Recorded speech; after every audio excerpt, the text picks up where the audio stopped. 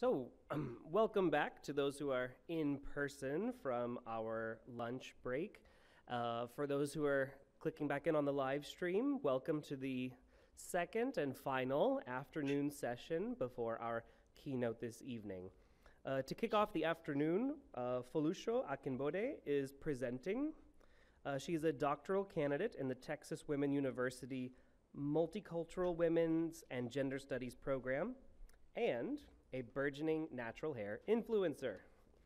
Akinbode's presentation focuses on a framework that encourages us in our understanding that Black hair is a source and space for community. Please welcome Foluso. Hi, everyone. So my presentation today is titled Our Hair is Community, Convening Over Great Things Starting with Our Hair. So a little bit about me. So I teach women's and gender studies courses, and I'm also a Black hair influencer. So I have a YouTube presence under the name Fo Aduni Adunni.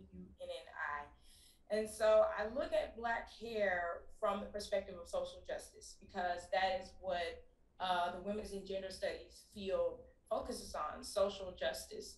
So some major issues that I'm concerned with when it comes to hair care is resources such as education, products, resources such as hair professionals. And there's also this issue of the mental repair and or fortitude that needs to occur for many Black people to actually be able to enjoy their hair. So I titled my project Our Hair is Community because I've noticed that whatever ethnicity somebody may be as a Black person, our hair can be a source of community. And I really noticed this with me being Nigerian, my dad born and raised in Nigeria, and also me marrying into a full-fledged Nigerian family. My husband's Nigerian, born and raised in Nigeria, and my mom is African-American, born and raised in Mississippi. I noticed that with these two different ethnic backgrounds, there will still be these times of overlap when it comes to conversations of hair care.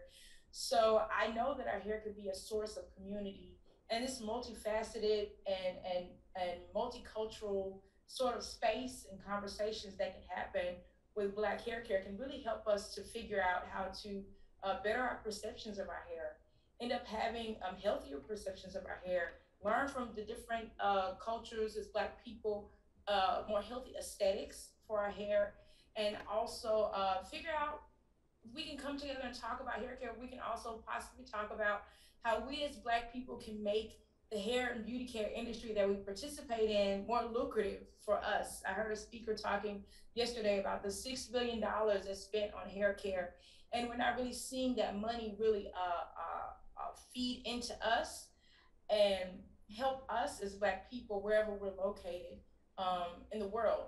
There are some black businesses that are doing quite well when it comes to hair care, but still, that money, more of that money should be funneling towards us, so we can get together to talk about hair care. Hopefully, we can get together to more to talk about the business of hair care and beauty more and make it benefit us.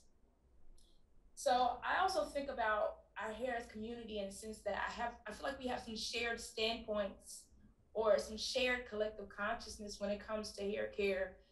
Many of us as Black people that have been impacted by white supremacy wherever we are in the world, whether that be somebody born and raised in West Africa or somebody born and raised in the United States or in the Caribbean, because we've been touched by white supremacy, we often have these shared perspectives when it comes to our hair.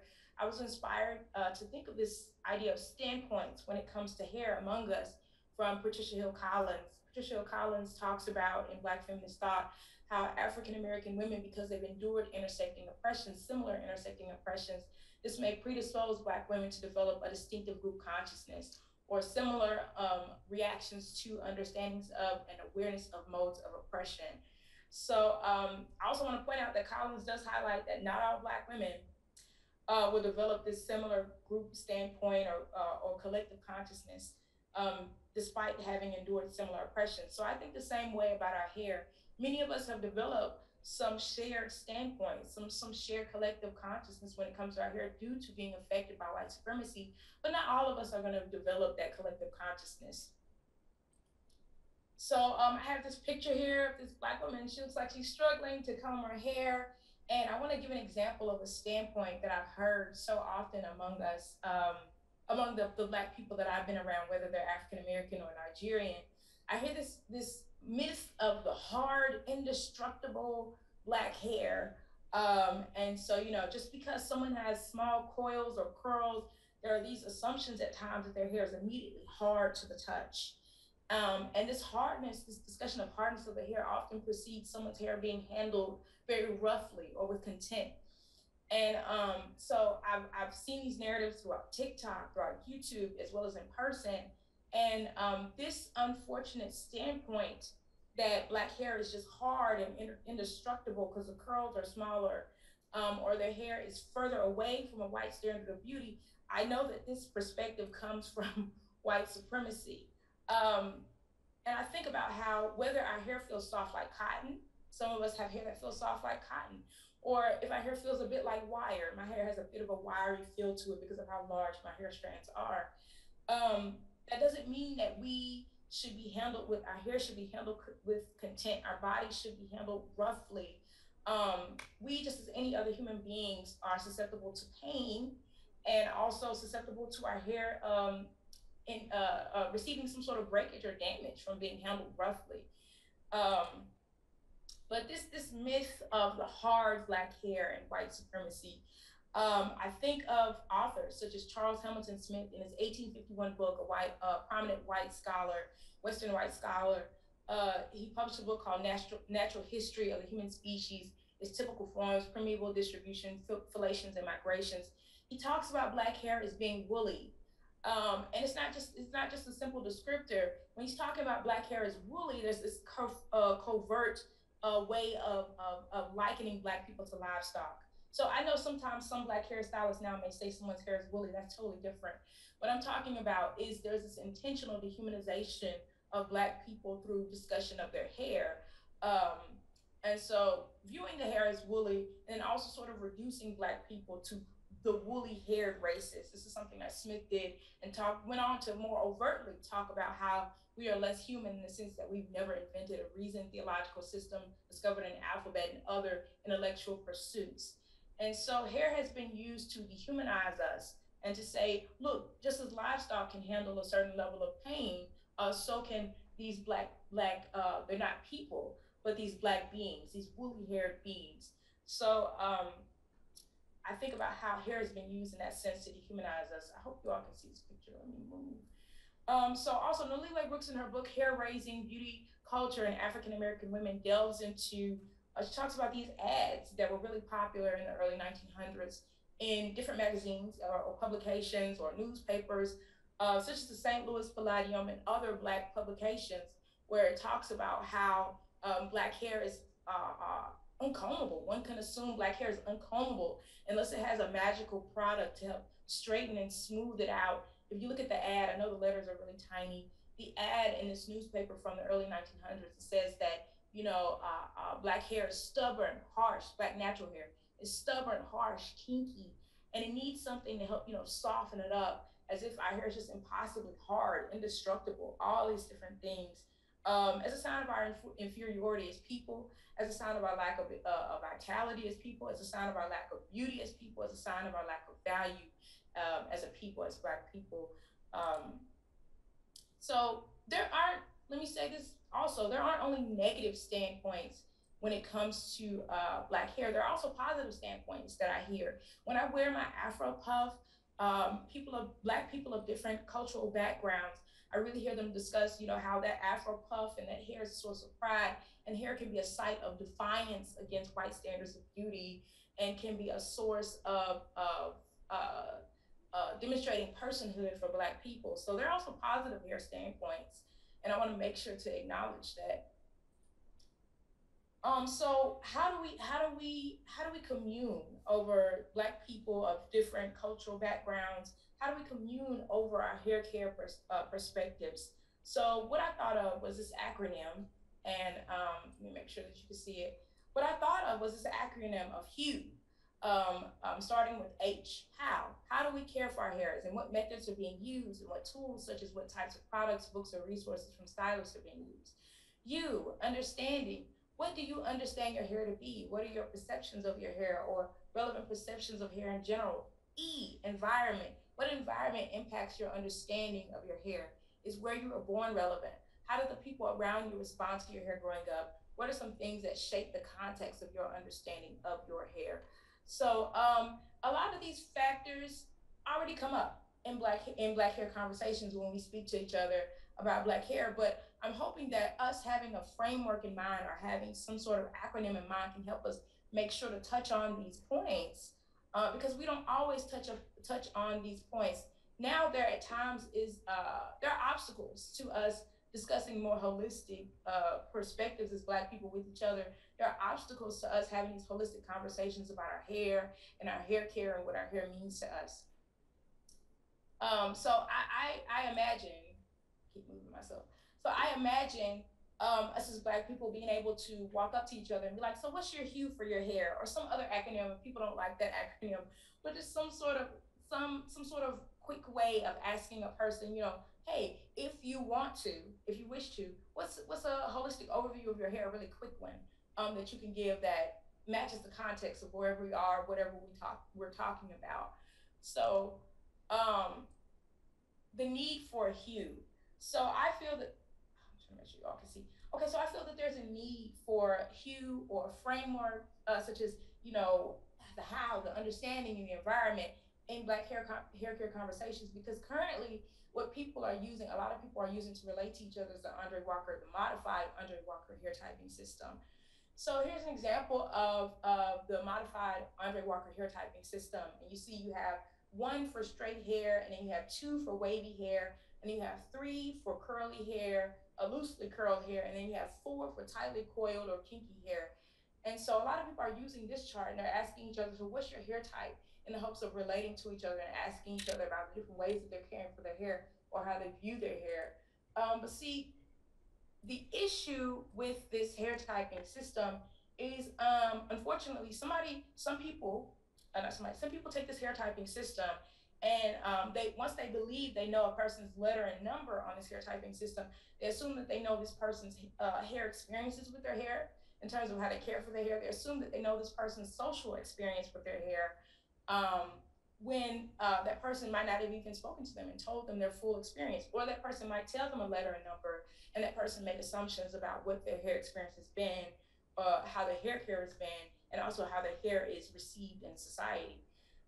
So I do, and that comes from the hair typing chart, sort of to an extent being this manifestation of how straighter hair, looser hair is closer to white supremacist ideals of beauty. So the straighter the hair, the more beautiful in white supremacist situations.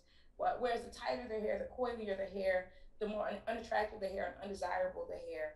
Um, so the while the hair typing chart can be used as a gradient for that, in a sense of demonstrating that, also what people have to keep in mind is context matters. Context matters. For example, a Black person can have type 3 hair, which is the larger, looser curls, but in their context, with them being a Black person, in addition to that curly hair, that can their hair can be perceived as Black enough for them being deserving of marginalization and being deemed less valuable, and their hair being far away enough from beauty standards. So, you know, I think about, there's an example that I think about where I met someone, Afro Latinx, but the majority of the people that surround them in their Latinx community were not of African descent, or were not admitting being of African descent. And so their curly hair, although in my context, growing up in Mississippi, among a lot of unambiguously Black people, although in my context, their smooth, largely curled hair would have been considered good hair or better hair, in their context, their smooth, largely curled hair as an Afro Latinx person, with it being attached to a Black body, was considered a sign of them being uglier, less valuable, their hair being too kinky, and other things. So context really matters. And a number and a letter can't just, that alone can't be used to define someone's experience with their hair. Also, so people don't just turn to the hair typing chart in order to express that they feel that they know someone's hair experience. people also may just look at someone's hair, another Black person's hair, the luster, the length, the styling, the definition, and assume that based on those qualities, they know the ease or difficulty that that person has had in accepting their hair, caring for their hair, as well as being accepted for their hair without even speaking to the person. And so, with a framework like, or with the acronym like HUE, I hope that people be able to go into a situation and lower those expectations, or if they can, kind of mute those expectations and just let people tell them what their hair experience is and actually see how we connect and bond, or we do have similarities and differences, similarities or differences, and think about those more authentically. A privilege a Black person may have when it comes to their hair, or the lack of privilege, thinking about that more authentically. So in closing, we at times distance ourselves from each other as Black people when it comes to our hair, as opposed to communing, learning from each other, strengthening each other in the realm of hair care, or getting to know the many overlapping or differing hues our hair experiences can come in. And I chose to use hues also because I think about all the different colors and things that we can come in as Black people. So I hope that we can really get to know each other's hue, or our understanding, and how our environment impacts us when it comes to our hair, as opposed to leading with what we believe another person has experienced with their hair. So there is that.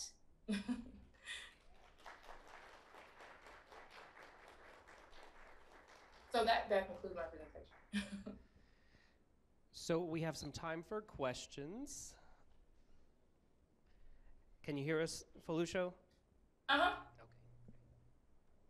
In the flyer, I noticed it said something based on the Andre Walker hair typing system. I've never heard of that. Exactly what is it? Okay, so I might have been talking pretty fast. I'm sorry. So the Andre Walker hair typing system is the system that people use where they say, okay, someone has type 1 hair, they have straight hair. Someone has type 2 hair, they have wavy hair. Someone has type 3 hair, they have large curls. Someone has type 4 hair, they have kinky small coils. So that's the Andre Walker hair typing system. And what's unfortunate about this Andre Walker hair typing system and the modified hair typing system is people are using this hair typing system to say, well, you're a 1, so you're closer to white supremacist standards of beauty, or you're a 4 or a 4C, so you're further away, which is not untrue. But what people aren't considering is the context, that based on the context that a Black person is in, they might have a certain hair experience. And it's best for us to focus on experience as opposed to the Andre Walker hair typing system. There are also a lot of myths with the Andre Walker hair typing system, like assumptions that because someone has, so there are subcategories. So there's 4, and then there's 4A, 4B, 4C. So there are assumptions that, oh, if you're a 4A, then your hair is smoother or silkier. If you're a 4C, which is the last in line on this scale or this typing chart, if you're a 4C, then your hair is kinky and coily in a bad way, and it's unmanageable, and all these sort of untrue myths. So that's the modified Andre Walker hair typing system and how it's being used currently. Okay, who was Andre Walker? Andre Walker was Oprah Winfrey's hairstylist for a time. So I guess he would be considered a master hairstylist. Okay, so Andre Walker served Oprah. I'm Dr. Tamika Ellington. Andre Walker served Oprah for more than 20 years. He actually won an Emmy for being her stylist. He came out with this book, and he put the hair typing system in his book. He did it for educational purposes because he wanted all women to be able to have a way to have better information about what type of hair texture they had so that they can learn how to take care of their hair. But unfortunately, once society got a hold to the hair typing chart system, it became this status symbol. It became a way for us to pit each other against each other. Okay?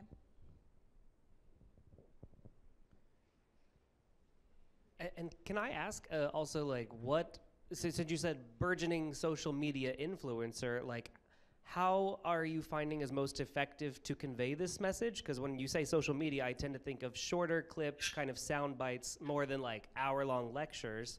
So what are some like effective ways that you're finding is actually communicating this? Well, I am actually on a break from my YouTube channel because I'm trying to figure out exactly what you're talking about because I'm not sure right now. I'm not sure about how to present this. Maybe I should just go ahead and present it exactly how I presented it here, and people that want to listen, people will come because a lot of people do like the way I present things currently. But it does get difficult because people do want a shorter message, and they do want things quicker and to the point. And also, people have certain ideas of what an influencer should do. Like sometimes I sit down, I start talking, and they're like, "Why are you talking? We just want to see you do your hair. Do your hair." But I think that I'm taking a break to figure out more or succinct ways to deliver this message.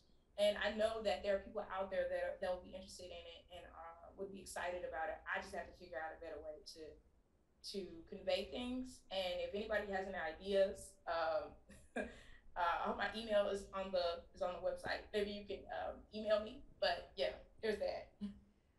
Hello, I'm Ladosha Wright. So myself and my sister, we have an ideal. So I would recommend that you partner with the professional community. You want to know what's funny about that? I do. I do. So I love that. I love that idea, and that's what I do currently. I currently have three videos on social media where I partner with stylists. So the stylists that I partner with, two stylists that I partner with are the founders of Black Girl Curls. So I did a video, a live stream with them. I've also done a video with Elaine of Tight Curl Nation. So Elaine is a hairstylist, is a curl artist specializing in tight curls, and she's traveling to different places. She's in a few weeks, like 2 weeks, she's traveling to Nigeria to give tight curl education. Not to say they don't already have great hair care education there, just to provide different perspectives on hair care. And so I did a video with her on her Tight Curl Nation initiative. I really encourage you all to look it up, tightcurlnation.com, so you can support her in how she's traveling throughout the African diaspora, Africa, and talking about tight hair care and making those connections. So I am partnering with professionals, but it's a very interesting, it's a very delicate balance being an influencer and partnering with professionals and making sure to display that humility so people can understand that we need each other. We need each other. Hi, my name is Monica Smith. My only suggestion was I'm sorry, my name is Monica Smith. My only suggestion was in front of influence, I suggest the word informer, informant, or something that let them know that you're informing and not doing, something to let them know you're informing and not doing hair. Okay. Just to play on Uh-huh. words. Okay, so I'm writing that down.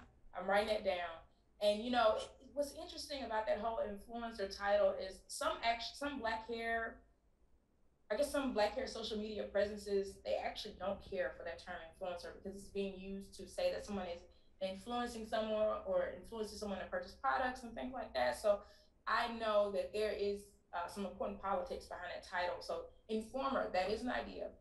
Thank you. Might have time for one more question or reflection.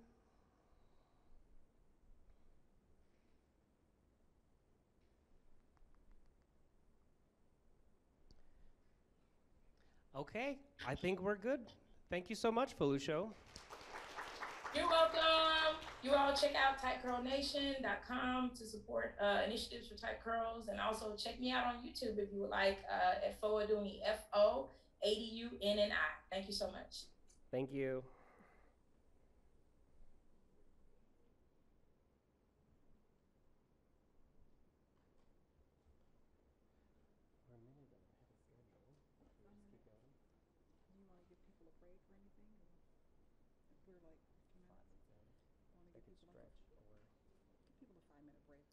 Okay, we're gonna start the next presentation at 2, so stand up and stretch. For those of you that are new to the building, if you need to use the restroom, if you go out the back door, there are double doors as soon as you make a right, and you can find the restroom over to the right. We'll be back in about 5 minutes or so.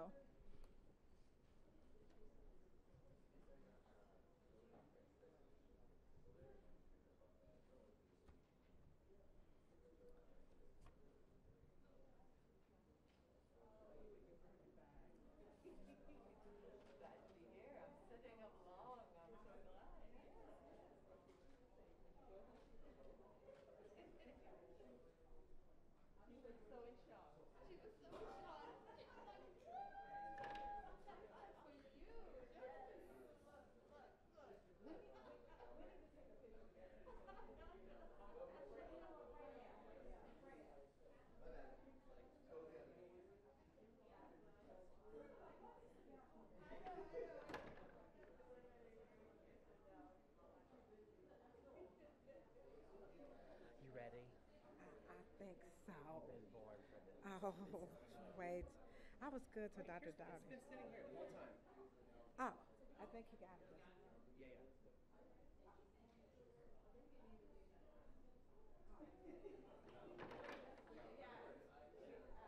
No, no bathrooms. Some people downstairs because they keep propping it up. When Okay. she said that, I was like, how is she describing it? I was like, Yeah, no. Don't send people out into the atrium. Yeah, don't do that. It's just down in down the to the lobby. lobby. Yeah, Okay. thank you. Yeah.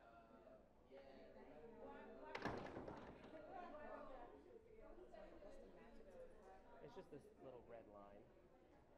Or were you trying to do the clicking? Or just the So line? which one do I go? Were you just trying to get the pointer? Yeah, the pointer. Yeah, yeah. It's that red button. That red button? Yeah. Okay, and then the slide, I just... Yeah, just hit the arrow. The arrow. I'm going to introduce you, ma'am. And Sarah just came in and was like, don't send people out that door. That's like the locked doors. Send them down to the museum lobby. Just FYI. Oh, okay, to use the bathroom. Yes. Okay. Yeah. Okay. I was like, well, it's already done, so. But if we say it again, I guess. Okay. Oops. Okay.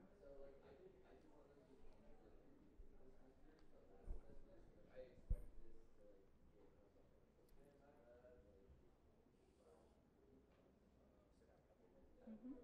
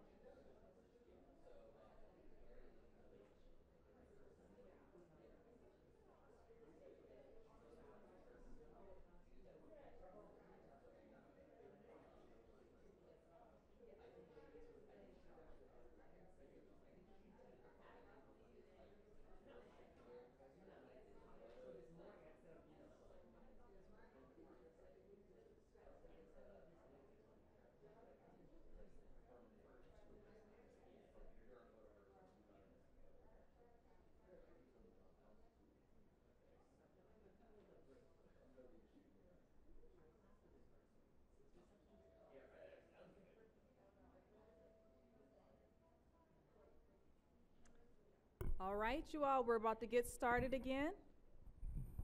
Our next presenter is Ladosha Wright. She is the outreach worker turned hairstylist who dares. Behind the salon chair, she thinks through the pressure on black hair and its appearance. And Ladosha Wright is a good friend of mine.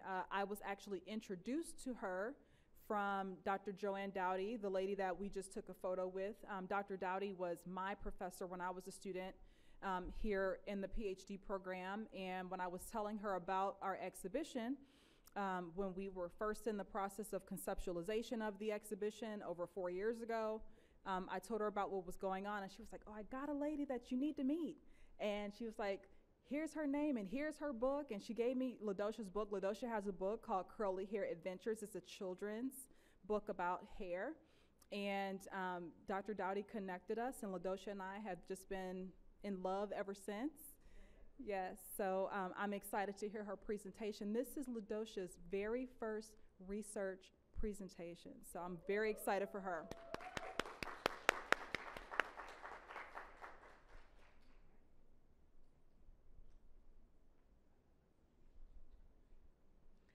So, good afternoon, everyone. I'm so pleased and honored to have this opportunity to present on this platform.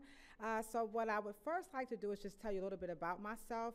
As she said before, I am the former outreach worker turned cosmetologist who dared. And just briefly, my career as a cosmetologist started while I was working as an outreach worker, where I discovered the power and the influence, and more importantly, the importance of hair on individuals on a very individual and very personal level and basis.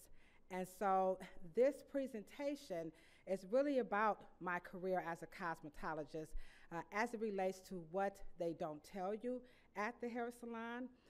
My goal, my aim is to show you guys cosmetology in the real perspective of how we truly work behind the chair. I love social media. I love books. Of course, I most certainly love scholars, but oftentimes we are not included on this platform, so I'm getting a little emotional because it's the first time that I know of that a licensed cosmetologist has been able to present amongst scholars and not just be the subject of the topic. So on that note, I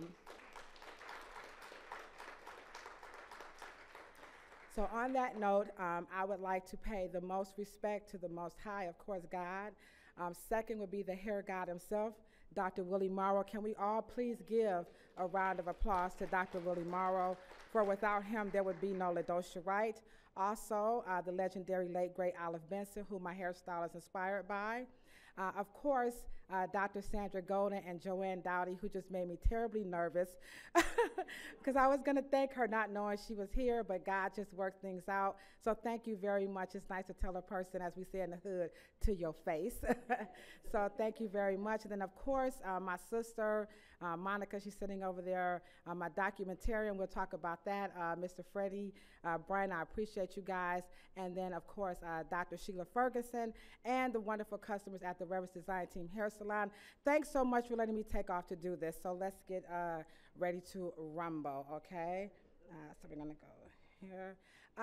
My presentation is really, the foundation of it is about the plight of textured hair. This is a chapter in my book, What They Don't Tell You at the Hair Salon. So one of the things that I quickly discovered while working as an outreach worker, after I discovered that hair was really important, was that there is truly a plight when it comes to textured hair. And me as an outreach worker working with families on a mental health level, I was surprised that we had not addressed this. And in my efforts to bring this to the forefront, I had a wonderful, phenomenal supervisor, 3 of them, Terry Ali, Terry Davis, and I still call her my boss, Lavina Joseph, allowed me to use this to help families in the aspects of parenting. Instead of talking about parenting and anger management, we actually talked about hair and used it as an analogy to modify behaviors. Oh, let me go back. So this presentation, I'm going to talk about the history, the education, and capitalism. And so again, this is from the perspective from behind the chair. So a lot of the information that you guys are hearing, it's really about that narrative. So these 3 points, they highlight that narrative.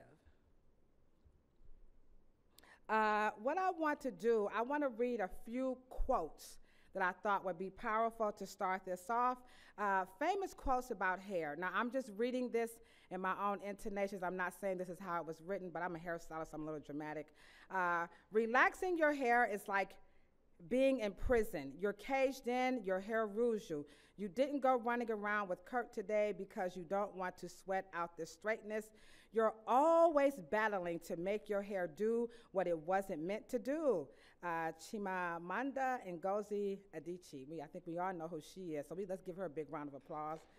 She's absolutely phenomenal. Naturally curly hair is a curse, and don't ever let anyone tell you different. That's a good one. Mary Ann Schaefer of the Guernsey Literary and Potato Peel Pie Society.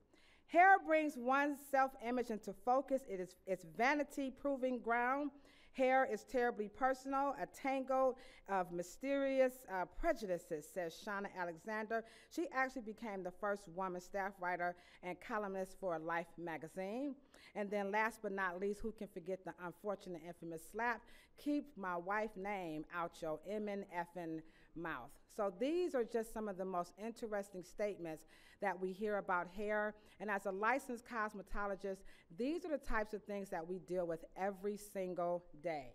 And so we know for a fact that it is the dehumanizing effects of white supremacy and the transatlantic slave trade that forever influenced the dynamics of black beauty and the pressures, which is what I'm talking about today, that led up, and it still contributes to this situation this very day.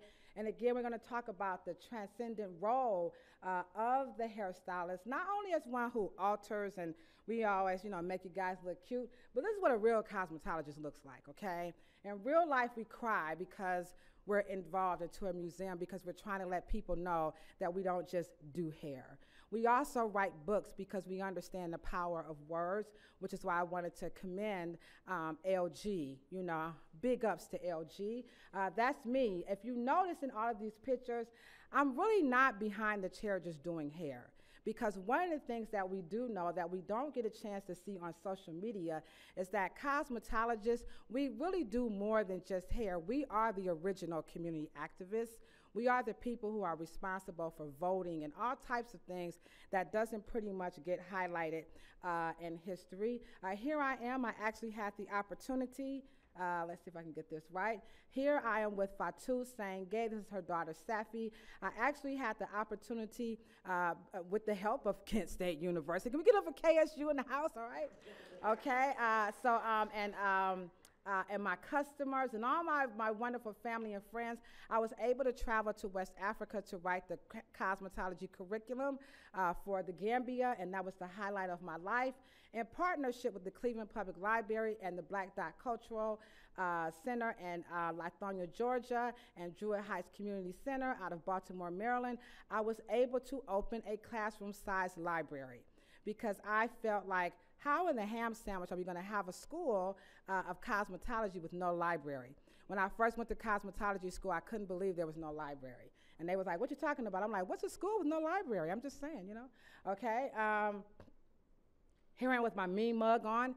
Cosmetologists from behind the chair, we fight for education, believe it or not.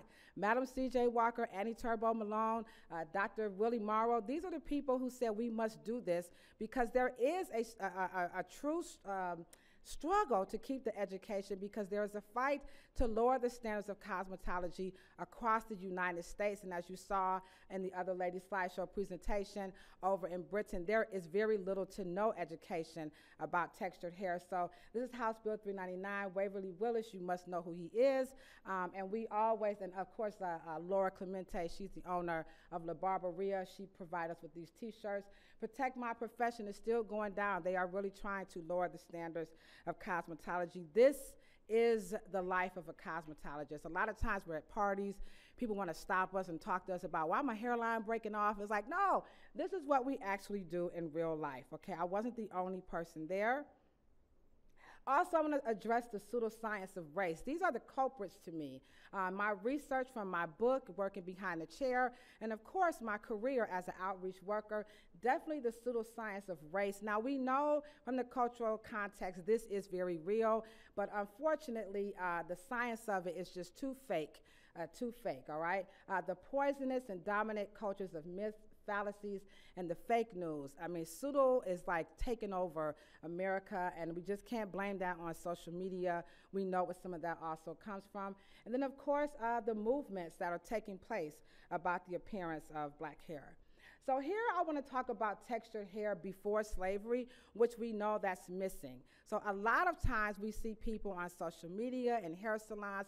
The context of hair care before slavery is very rarely, if any, talked about at all, which I'm surprised given so much history about hair and how we styled it, okay?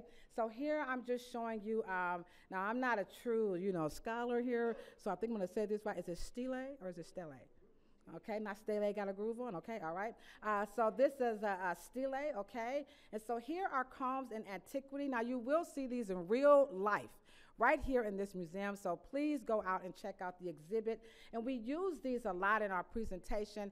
In my career as a cosmetologist, what I do is I use this science called trichology, which is the science of hair, to empower and teach every single person who comes into our hair salon how to do hair, how to do their own hair. The notion of coming to a hair salon to take care of your hair is ludicrous. That is not, no African history ever. That is, that's just not true, guys, okay? Next up is this wonderful curling iron in antiquity. So we hear so much about if you alter your hair, you're trying to be white. Dude, we invented this stuff, okay? We've been altering hair before Jesus Christ. All of this stuff is before Christ, okay? So we want to make people feel comfortable in that space. We've got some wigs here. Now, these are Google images. I wish I could say I went to a museum and took these pictures myself. I love to point out my ace right here, Emperor Turados, and we all know about his locks that was kept in the British Museum. They conquered him in war. He actually, he ended up committing suicide. But these cornrow braids at the back that they're now calling boxer braids, these are warrior braids. And so on the continent of Africa, the ethnicities and cultures are so diverse. So these styles were going across the continent. It's not like everybody in Africa just was braiding hairs at the same time, but just to show you that these styles in antiquity had meaning, and I just wanted to highlight that, okay? And then the combs again here. Now I'm going to talk about hair care. My research always points out hair care during slavery. And I just wanted to highlight the names of these slave ships, okay? Marie Serifica, Amistad.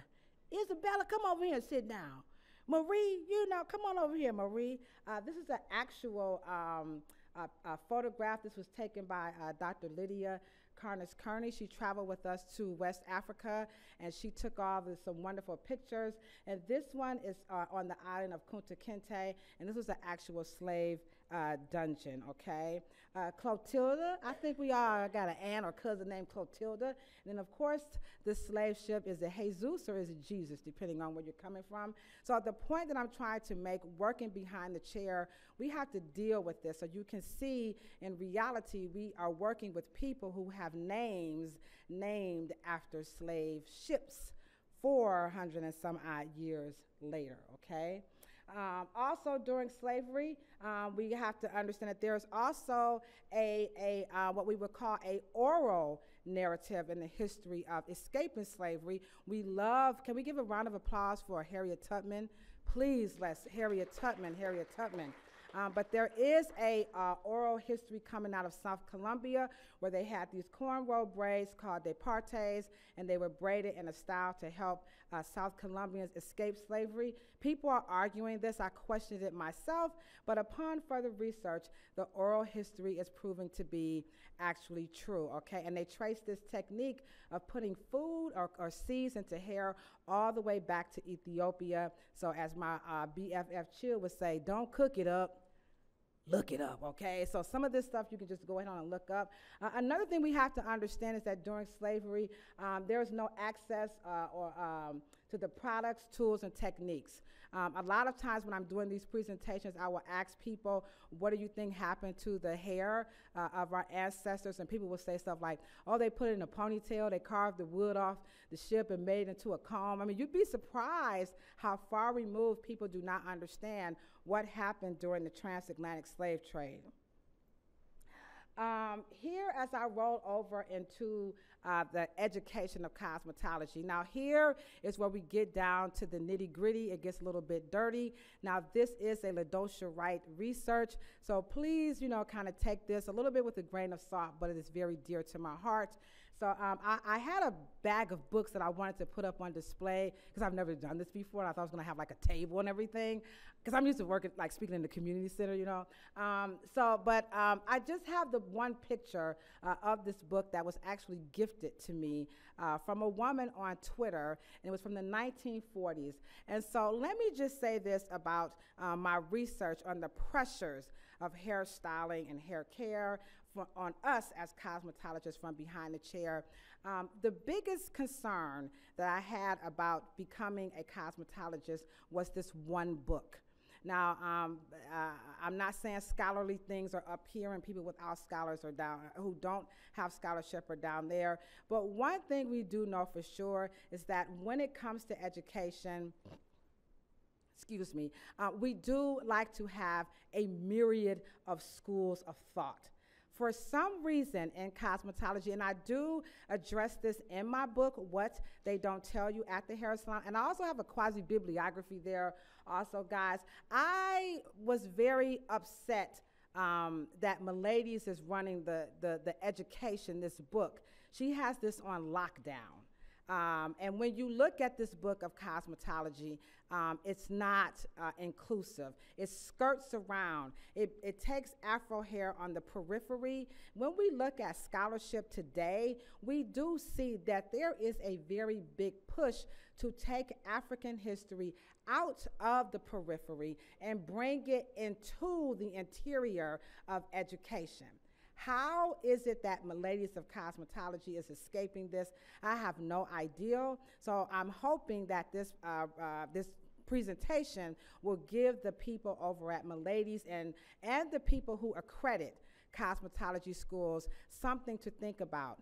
There is a book, and it is called 400 Years Without a Comb. Every single cosmetology student on the planet need to have Dr. Willie Morrow's book, 400 Years Without a Comb. It has the same context. It has the same quality of language, layout, structure, research that's in Miladies' book of cosmetology. And per his daughter, Cheryl Morrow, given the reality that textured hair was on the planet first, it just makes sense that the entire community, the world of cosmetology, is taught how to style hair from textured hair working our way back the other way. So we do know, per Dr. Ellington's statement about Andre Walker, that was his gallant effort to help educate, to sell products, to make it easier. But this is what happens when we don't address these issues in their entirety, knowing that there is something available. Miladies is well aware of Dr. Willie Morrow. I doubt that very serious that they don't know who he is. There's enough space in the education of cosmetology platform to include his works. So you know that it's going to be a very big push of mine that we get his work into it, because looking at the cross-section of the skin, when we talk about the 4A, 2C, 3B, R2D2, that's what I call that, okay? Something about that cross-section. Can somebody tell me what's most interesting about the cross-section of the skin and the entire span of that that scale model. Anybody, something about that that just kind of sticks out right quick? There you go. It's white. That's the plight of textured hair from a cosmetologist standpoint. Can you imagine us trying to work with our customers around their hair when the cross-section of the skin is white, the hair texture does not reflect the shape of the follicle, which determines the texture of your hair, not the color of your skin? That's a scientific fact, not 4A, 2A, 3C, no. We need to, the pseudo, I mean, it's fun to play around with that. It's okay to help sell a product, but there is a science. And it is true. It is the mouth of the follicle that determines the texture of the hair. People, at cosmetologists, we struggle with this because when people come in, they don't say, I have black hair. They say, my name is Tamika, my name is Nene, my name is Clotilda, my name is Jesus, my name is Marie, my name is Ladosha, AKA Key Lolo. So they don't see this whole black hair. Now, we are indoctrinated into it, but there's a science. And so this becomes the plight of textured hair, just starting with the scale of the skin. And this is just something I want people to think about, that we as cosmetologists, barbers, nail technicians, and aesthetics, you know, these are the things that we have to deal with. And it takes us longer to work with our customers behind the chair because the science doesn't support the reality of just the diversity that's across the globe. And then last, of course, I talked a little bit about capitalism, and you guys have heard this over and over. The thing I just want to say about this quickly, for all that we have in hair care products, folks still ain't happy with their hair. Folks still don't know what to do with their hair. So, you know, I got the solutions because I'm a hairstylist, you know what I'm saying? So in my research, I've pretty much concluded that we need African-centric solutions. And the reason why I'm saying we need African-centric solutions, because when you look at the history of Africa, they did not see race, they saw humanity, Ubuntu. I am because we are. That is what they saw. Diversity, differences, that's a beautiful thing. But to divide us and separate us and to say one is good or bad, hair doesn't have a characteristic. Hair responds to the climate. It's natural. Your skin does it, you know, your armpits, you know, your buttocks, you know, your navel, you know. So hair does the same thing. And if we could just make it that more user-friendly, we would be further along. And in the history of Afro hair, coming from an African-centric perspective, this is how they saw it. It's on humans. They look to nature, plants, animals, you know, to help what? Navigate them to become what we call civilized. And so we can still do that, but we have to do it in the spirit of Ubuntu. These images highlights African-centric solutions. It's all about the right products, the right tools, and the right technique. If you don't have these from an African-centric perspective, you cannot comb through the hair properly using the wrong comb. You cannot style the hair using the wrong products. You cannot get the hair smooth using the wrong tools. Rev Air, can we give a round of applause to Rev Air? They are one of our sponsors and supporters of the Textures exhibit.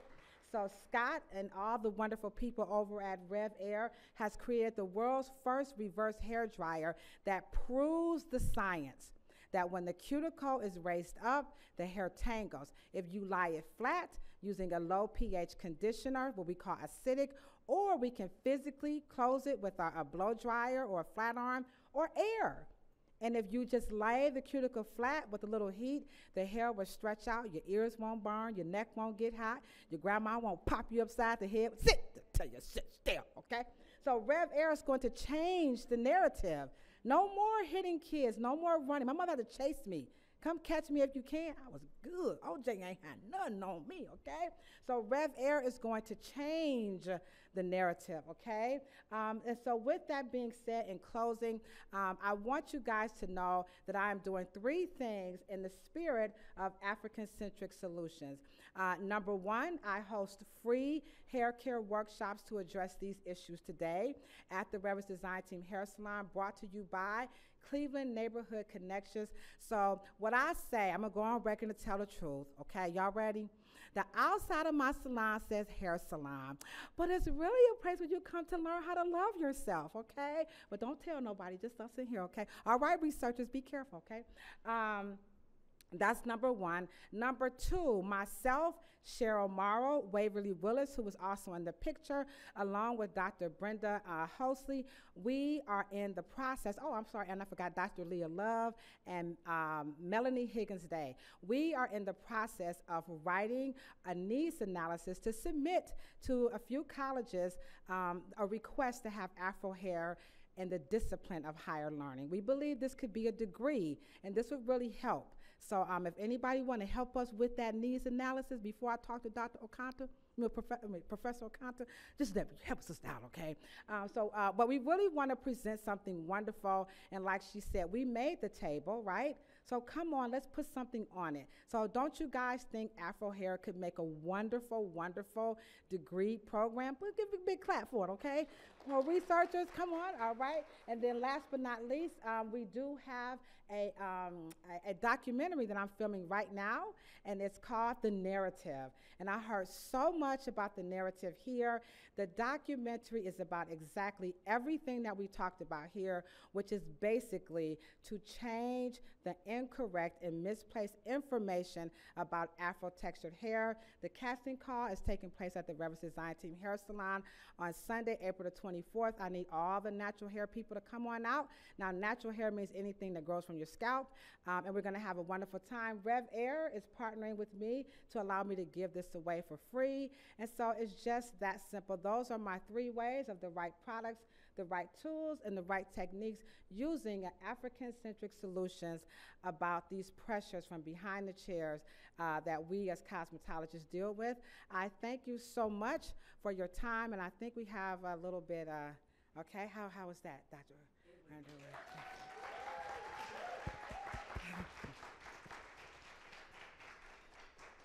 Okay, we have time for a few questions. You say the standards are being lowered for hair care. Exactly how? I mean, what they want to do currently right now in various states across America, there's a standard of hours that are required to become a licensed professional. So in Ohio, you have 1,600 for regular and 1,800 to become a advanced cosmetologist. They want to remove over half of those hours, and the goal is to fast track the students from education into a salon to get hands-on training because they want those cosmetologists employed. And my second question is, you said something is coming up on April 24th. I didn't get what that is. So that's a casting call for the documentary called The Narrative at the hair salon. We need to hear from you guys to talk about how we can change the narrative, and also just your own personal journeys and school of thoughts of what you think about it. And it would be nice if we could have, you know, just some rich diversity. So you come out to the Reverence Design Team Hair Salon on Sunday, April the 24th between 2 to 4 p.m.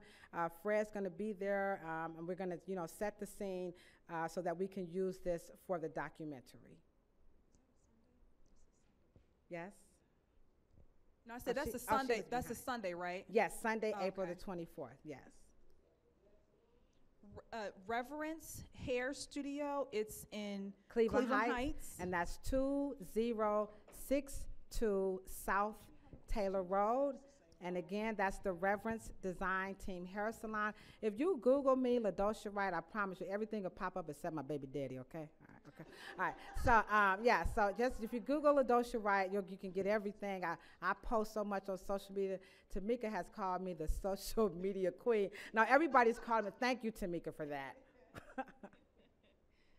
Your presentation was great. I really appreciate it. And so from your perspective, how can some of us that are within academia or doing the scholarship through publications and what have you, how can we better bridge the gap between cosmetologists and the kind of written work that's being done inside of academia? How can we kind of stretch it outside in collaboration with cosmetologists like yourself? Well, thank you very much for that question. I think like 3 answers. So number 1, again, thank you so much, Kent State University, Dr. Joanne Dowdy, Dr. Golden, for giving us this opportunity. So inviting us to your platforms, your symposiums, and to be a part of the research, that would be wonderful. Number 2, that Afro hair, as a discipline, I think it would be wonderful if we could actually make that a study. There is enough research, there's enough scholarship.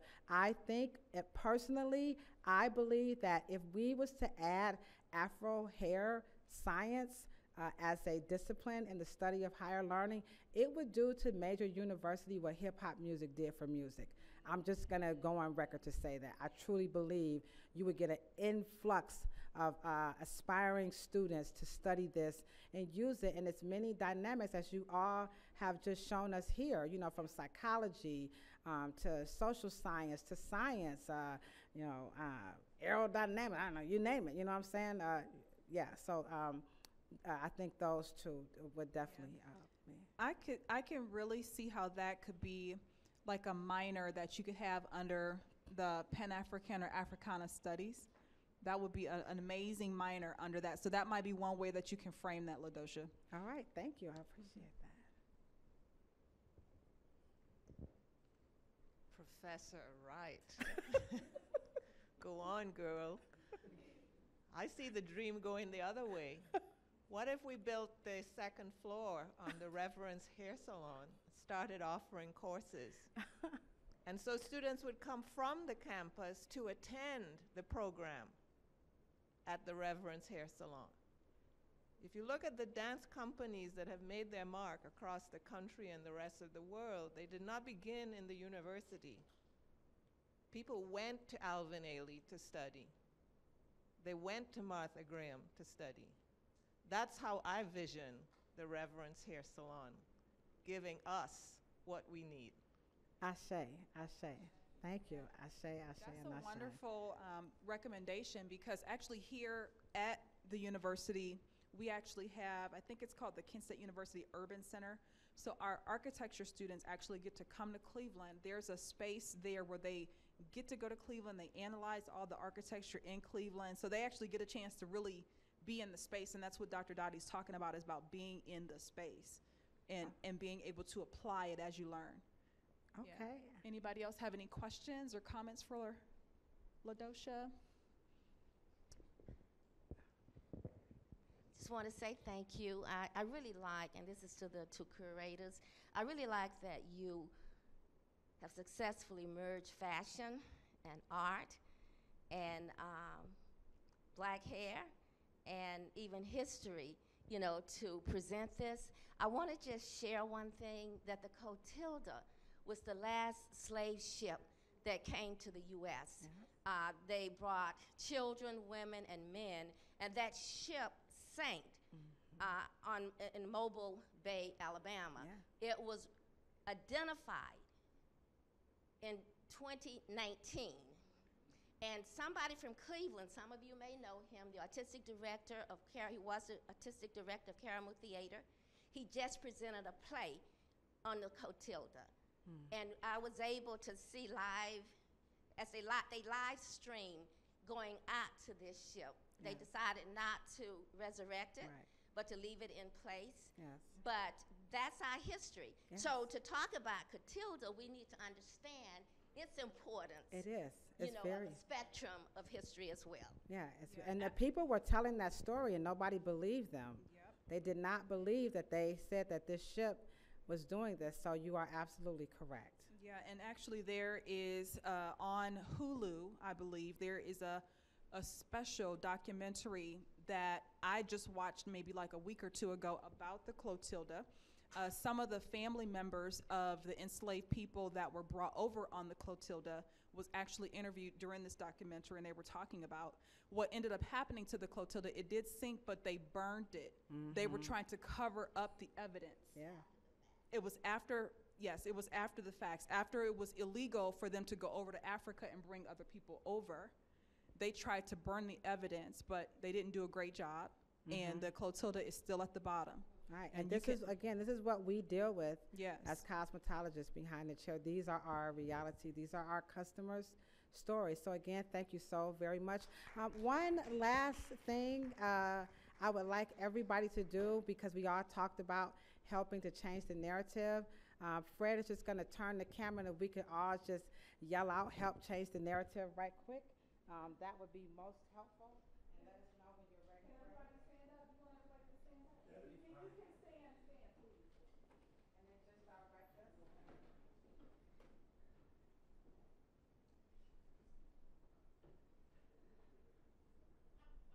You tell us on the count of three. On the count of three.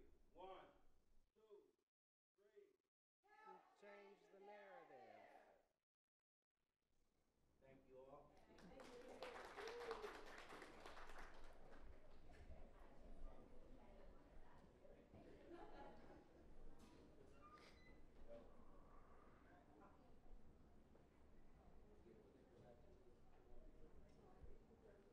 It's right here.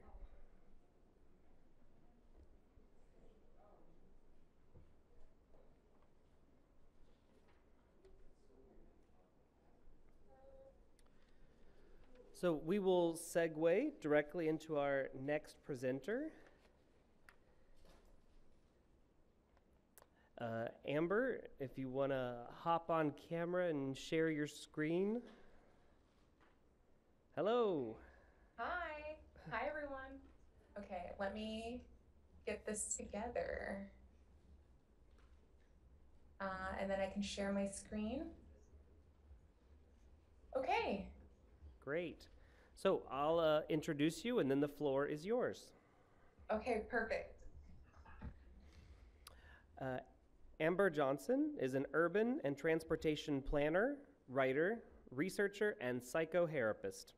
Today, she will build parallels and unravel patterns that connect our cities, cornrows, and communities. Hi, everyone. It's so great to be with you virtually. I wish I were there in person, but before I begin, I'd love to just thank all of you who are here, Kent State University, Dr. Ellington, Dr. Underwood, and I'd also love to just give a shout out to Professor David Hughes in School of Architecture. I've never had a chance to work directly with him, but the work is very inspiring. And of course, shout out to the whole psychotherapy gang who I noticed here today. So before I jump all the way in, I just want to ask a question for us to think about later. Usually I give this presentation in 60 minutes, so I'm going to do that in a third of the time, and I hope it has double the impact. So let's make sure that math maps. So question to keep in the back of your mind that we'll revisit later. If your city were a cornroad style, what would it look like? So we'll leave that there for now. But I want to start with this.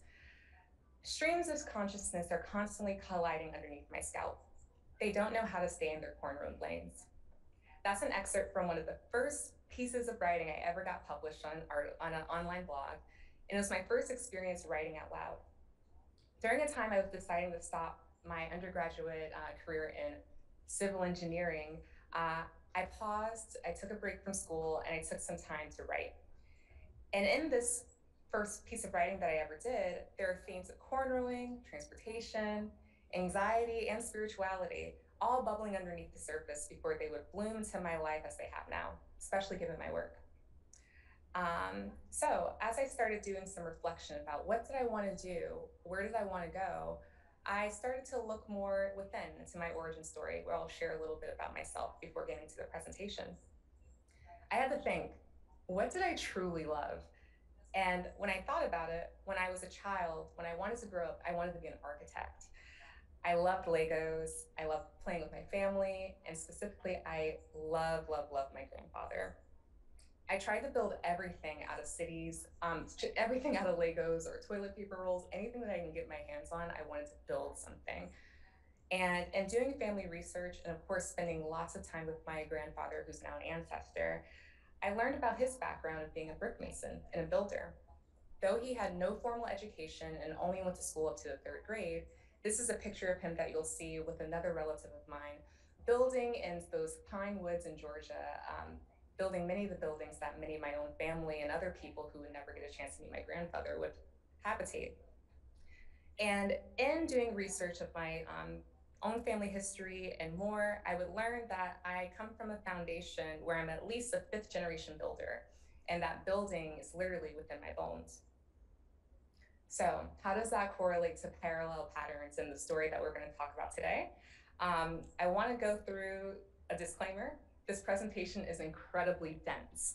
So to honor the time that's allotted, I want you to buckle up and take the ride on this non-linear journey through space and time. We're going to dip and weave between histories and geographies, and we're going to start off with 3 patterns, and then we're going to draw some parallels to them. And then from there, we're going to think about some questions that can explore the possibilities of what could be. As much as I want to, I will not have the time to stop into every single detail and image that you see. And sadly, some of the people and images that you'll see, I was not able to find the credited source of like the stylist or the actual link of where I found it. But I will do my best to share my core resources with you all that inform ground zero of this research, the people who produced it, and I hope that you continue to learn with me as this research continues to evolve and transform. So, cornrows across space and time. And I'm going back a little bit from my own family story, from being far removed and being brought to this land and going back to the continent, where some places I like to believe where my ancestry is from. So to show where cornrows start in history, we can see right here on the continent, cornrows, as we know, are undeniably African.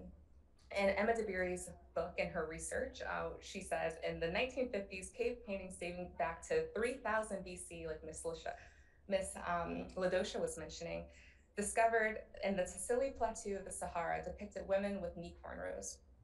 Cornrowing is one of the most common threads that we have across the diaspora, connecting us to each other, transcending space, place, and time, showing up in art, in musical images that we see in the bottom left-hand corner, and more.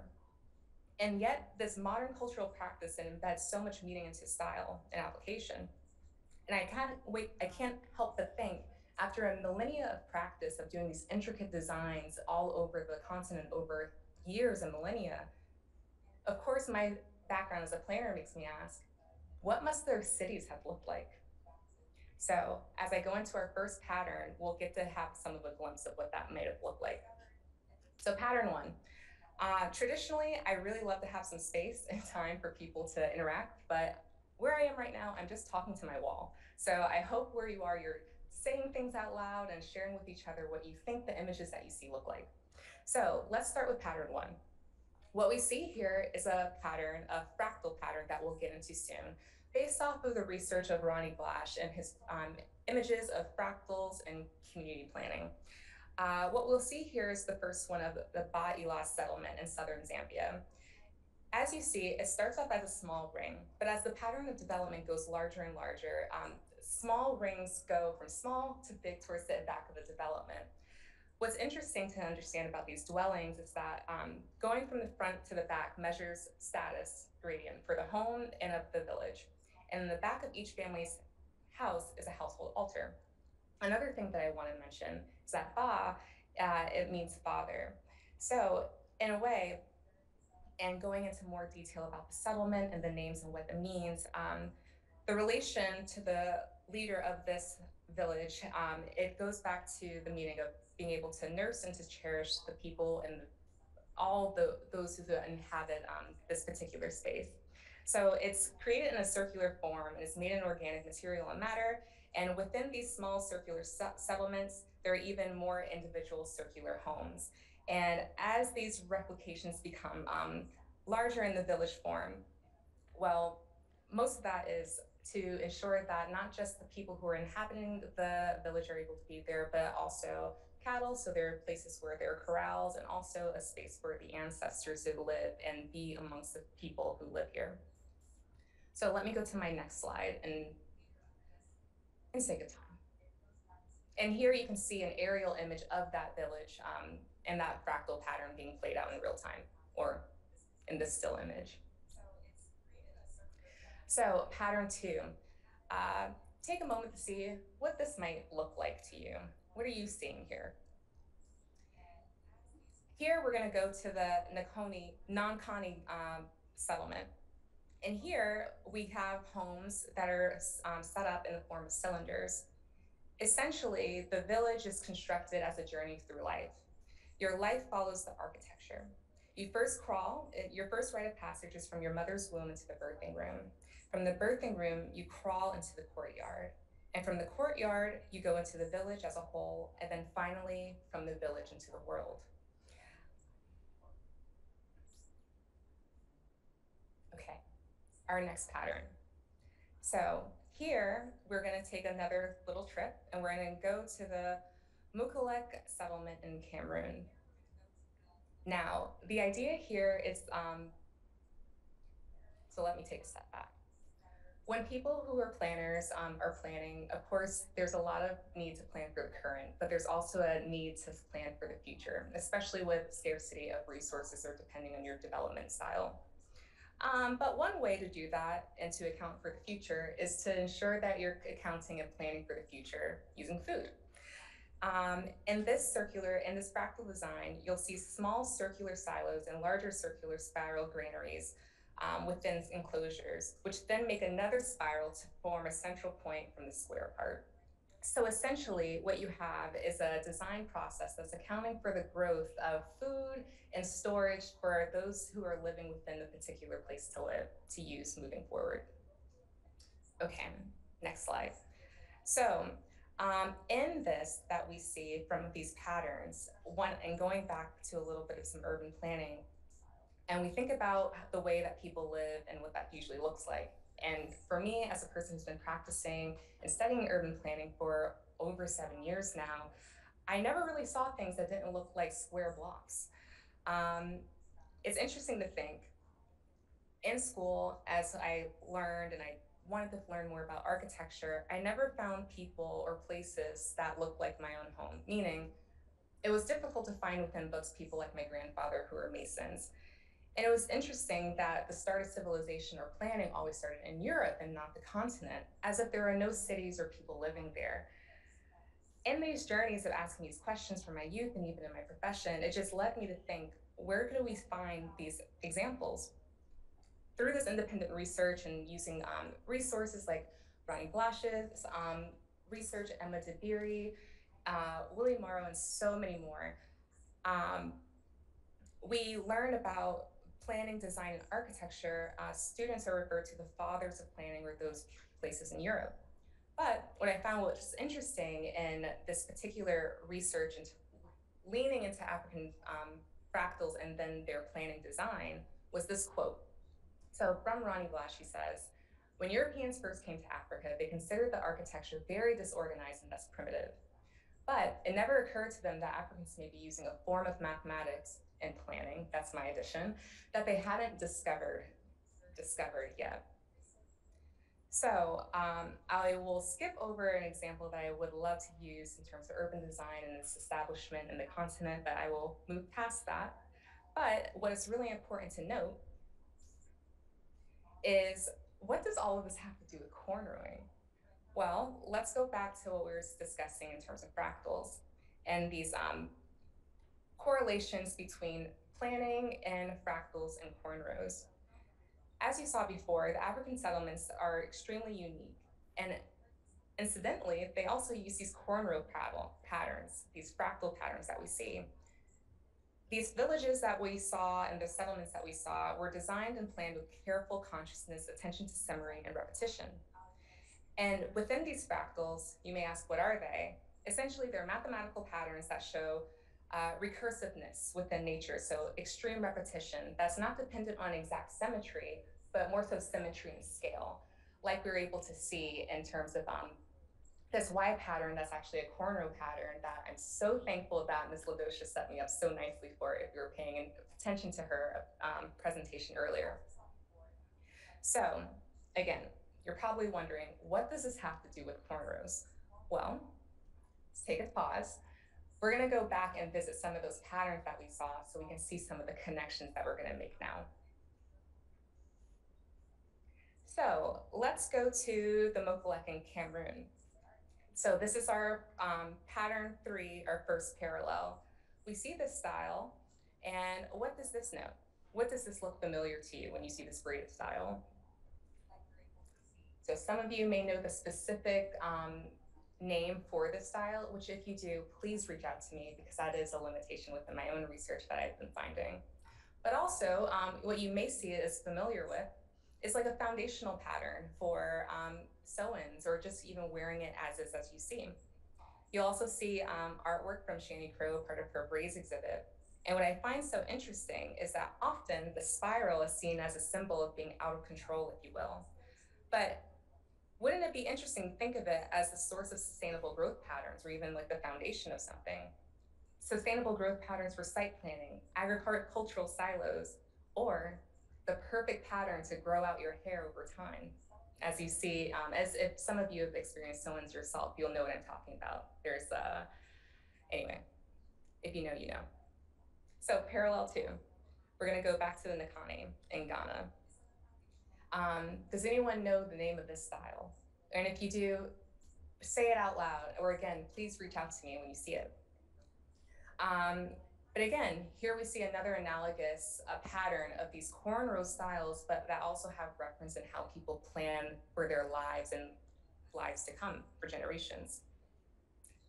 Now we're gonna go to my favorite parallel. This one, we're gonna go back to the body law settlement.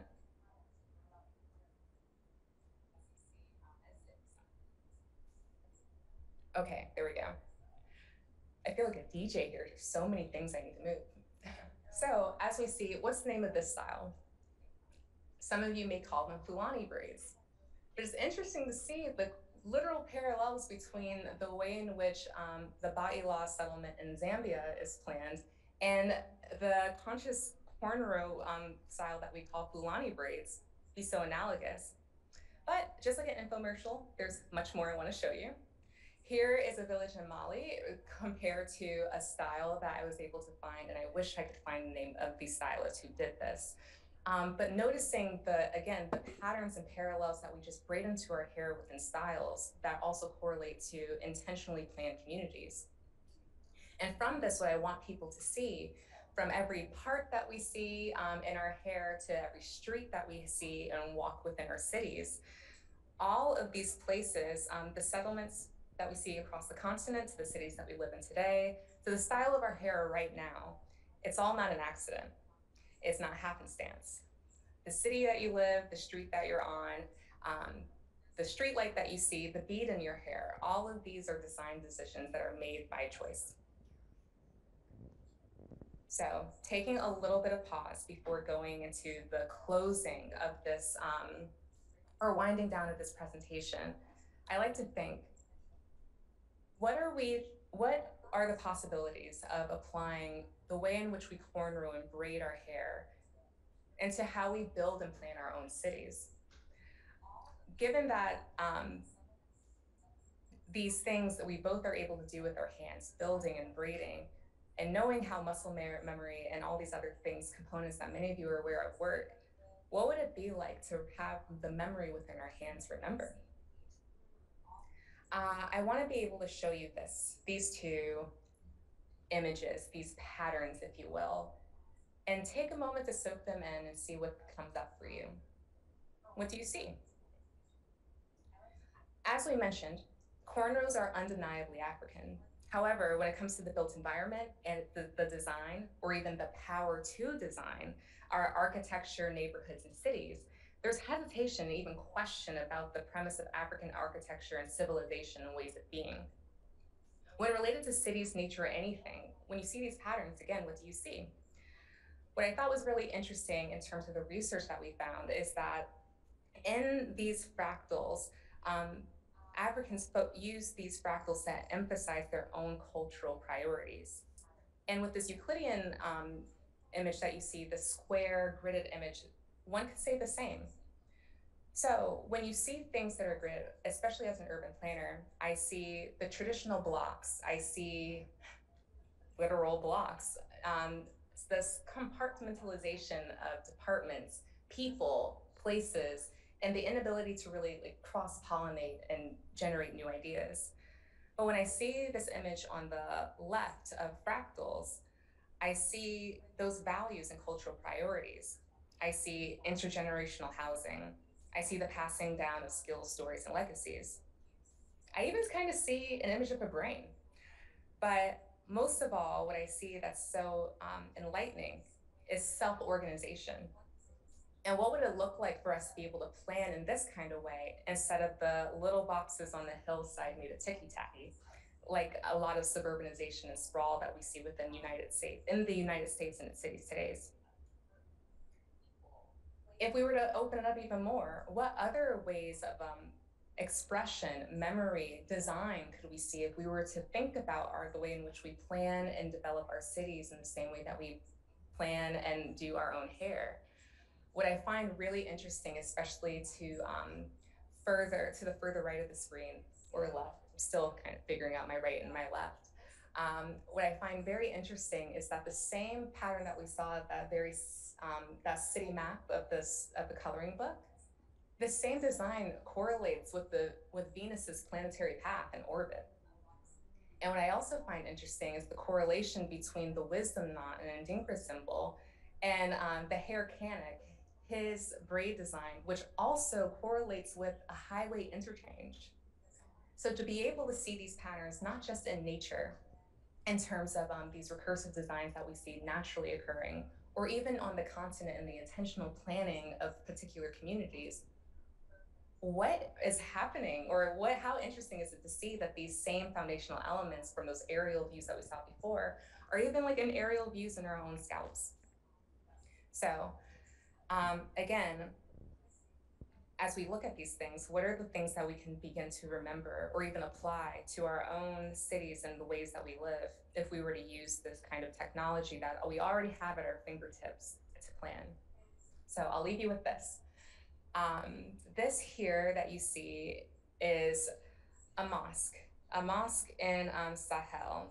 It's called the Great Mosque of Vigen in Mali, that I find particularly impressive.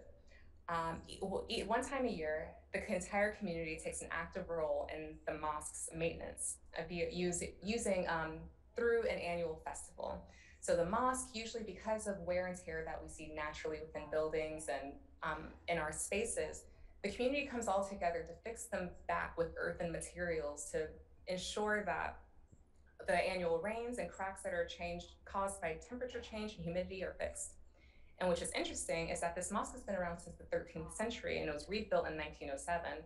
But see that this practice of upkeep and maintenance and community care, literally through practice and through their hands, is something I think that we can take into apply in how we do our own hair or upkeep with our own communities and relationships too, in collaboration. So there was a question that I asked before when I started this. If your city was a cornrow style, what would it look like? And if we could imagine in the same situation of this amazing annual festival that we see, where this one building is maintained collaboratively, I like to think in our own places that we live, who are the designers of our own cities? How and who is responsible for our city's maintenance? How are our neighborhoods maintained or not by them? Overall, regarding of the answer to these questions that are particular to your context, what I do love about this particular image is the amount of people power that you can see in action year after year through maintenance. My favorite quote that I found through my research was Kim Kimball, who's a celebrity hairstylist, who said, "It takes a village to create epic hair." And I like to think through these parallel and patterns through cornrowing and urban planning, that perhaps we have epic villages that we can help create, not just with our hands, but through our hair. Thank you.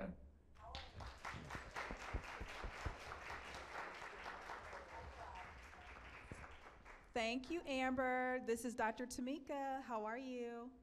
Hi, all is well. How are you? Good, good.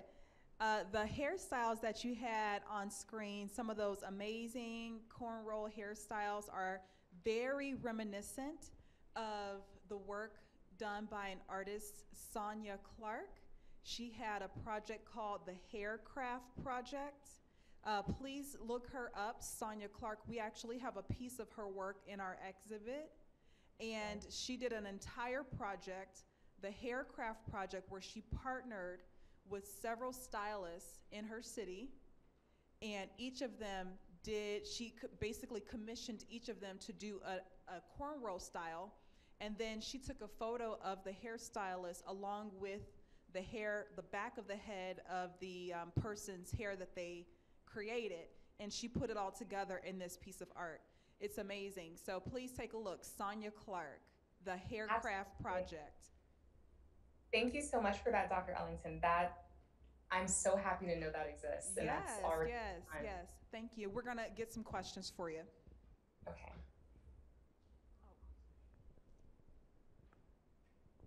Awesome presentation.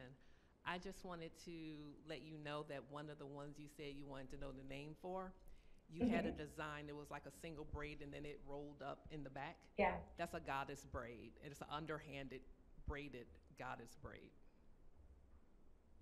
It kind of looked like an S. Yeah, okay.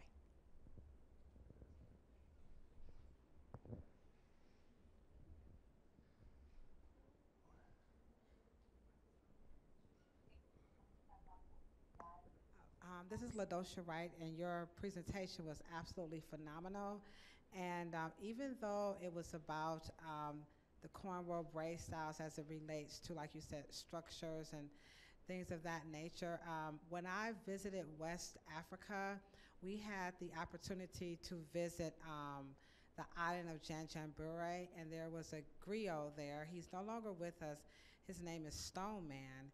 And I was trying to get their stories of origin about the cornrow braids, and he told us this wonderful story that in their ethnicity, their story of beginnings, the cornrow braiding styles represented, when you intertwine the braids, you will see a W, which in their culture, it was you were either Wolof or Mandingo. So to them, the braid styles represented, culture, and that those three braids coming together, was definitely reflective of those two dominant tribes. It's a wonderful story. I think you can find it on YouTube where I interviewed him. Like I said, he's no longer with us. But in the chat, everybody was like, why are they asking about braids? But yeah, so it's very interesting. So I think you're definitely onto something. Thank you so much. I have a question. This is Dr. Underwood. So I come from the field of art history, and you're kind of in the parallel of architecture, urban planning, and you mentioned the word design several times.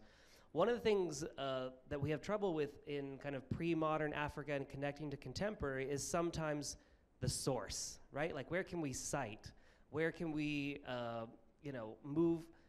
We have oral histories, but like, how are you approaching when you see these visual similarities and how the cities or spaces or homes are laid out, and then the hairstyles? Are these, we see the visual resonance. You put it on the screen, it's undeniable.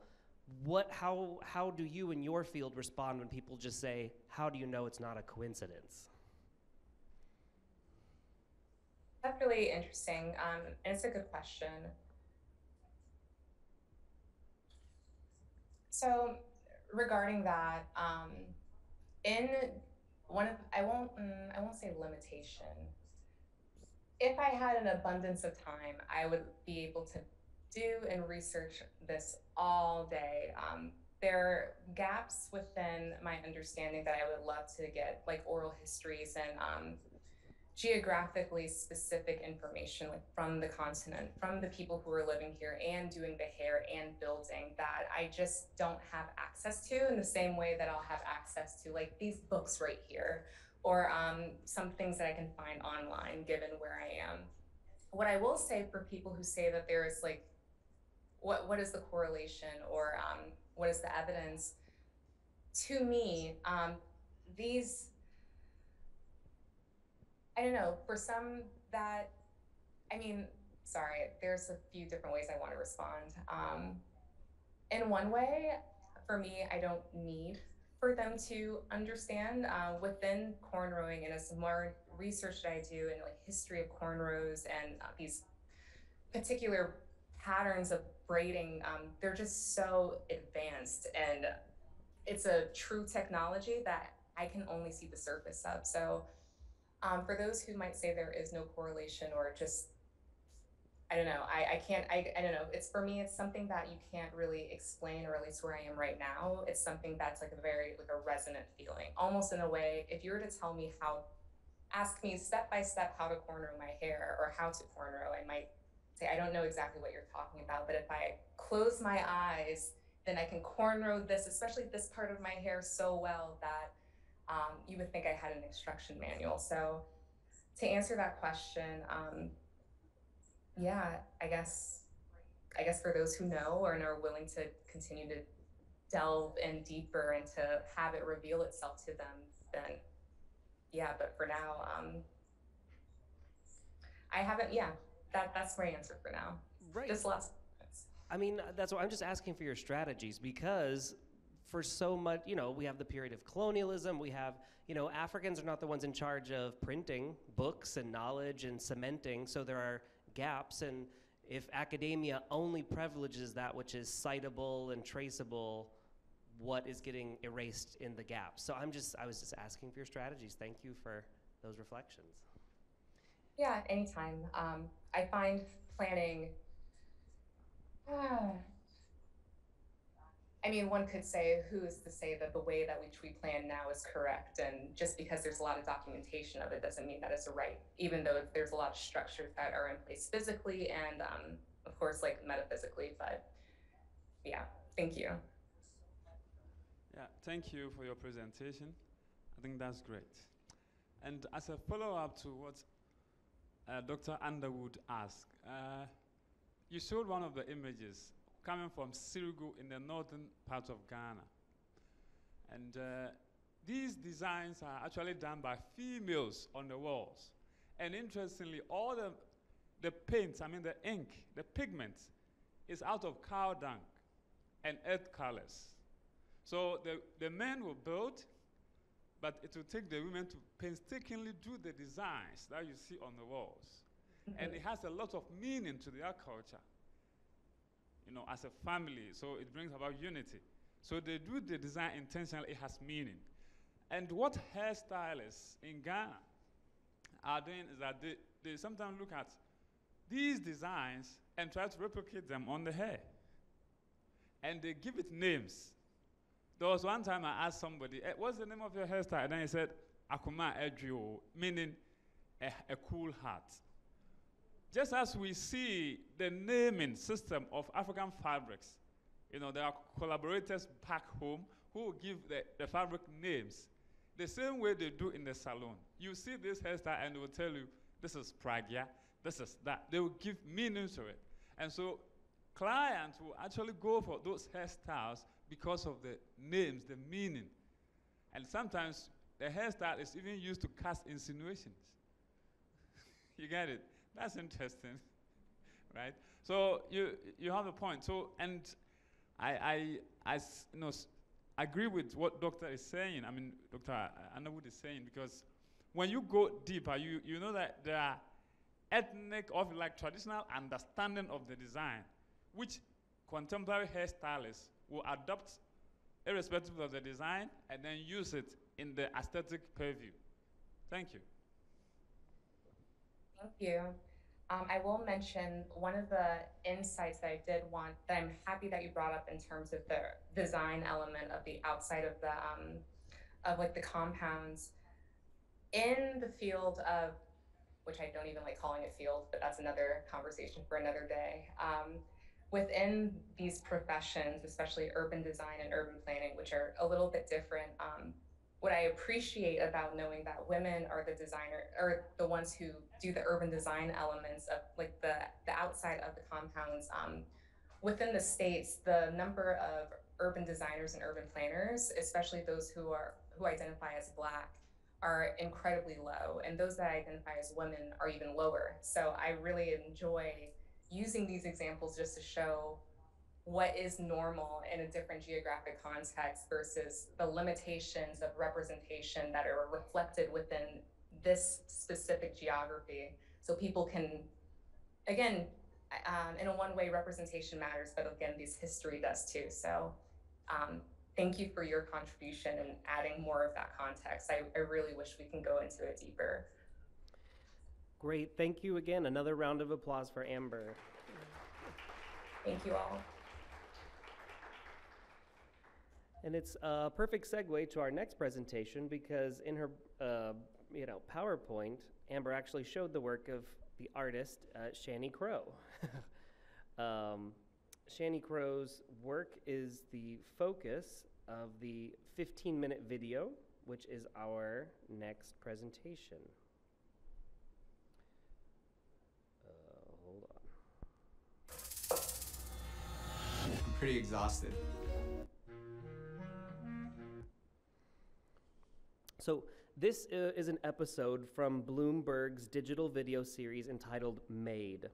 It was created in collaboration with the illustrious magazine Ebony. This episode features interdisciplinary artist Shani Crow, showing how her work can help dismantle stereotypes while embracing styles with a nod toward history. The episode also features the co-curators of Textures.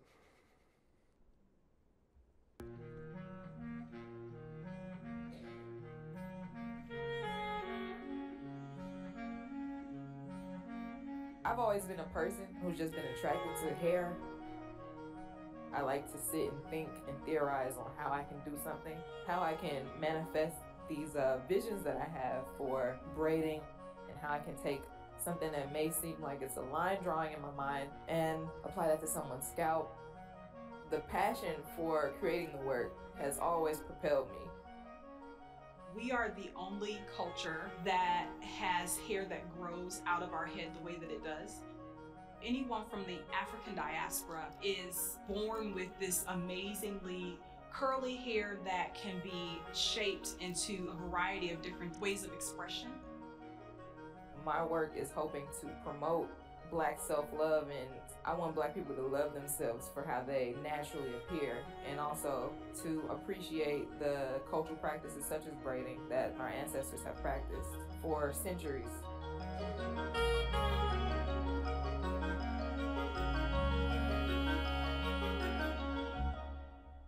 Shani Crow is the person here before you, resident of Chicago's South Side, lifelong hair braider, a lover of Black people, and hopefully a promoter of Black unity.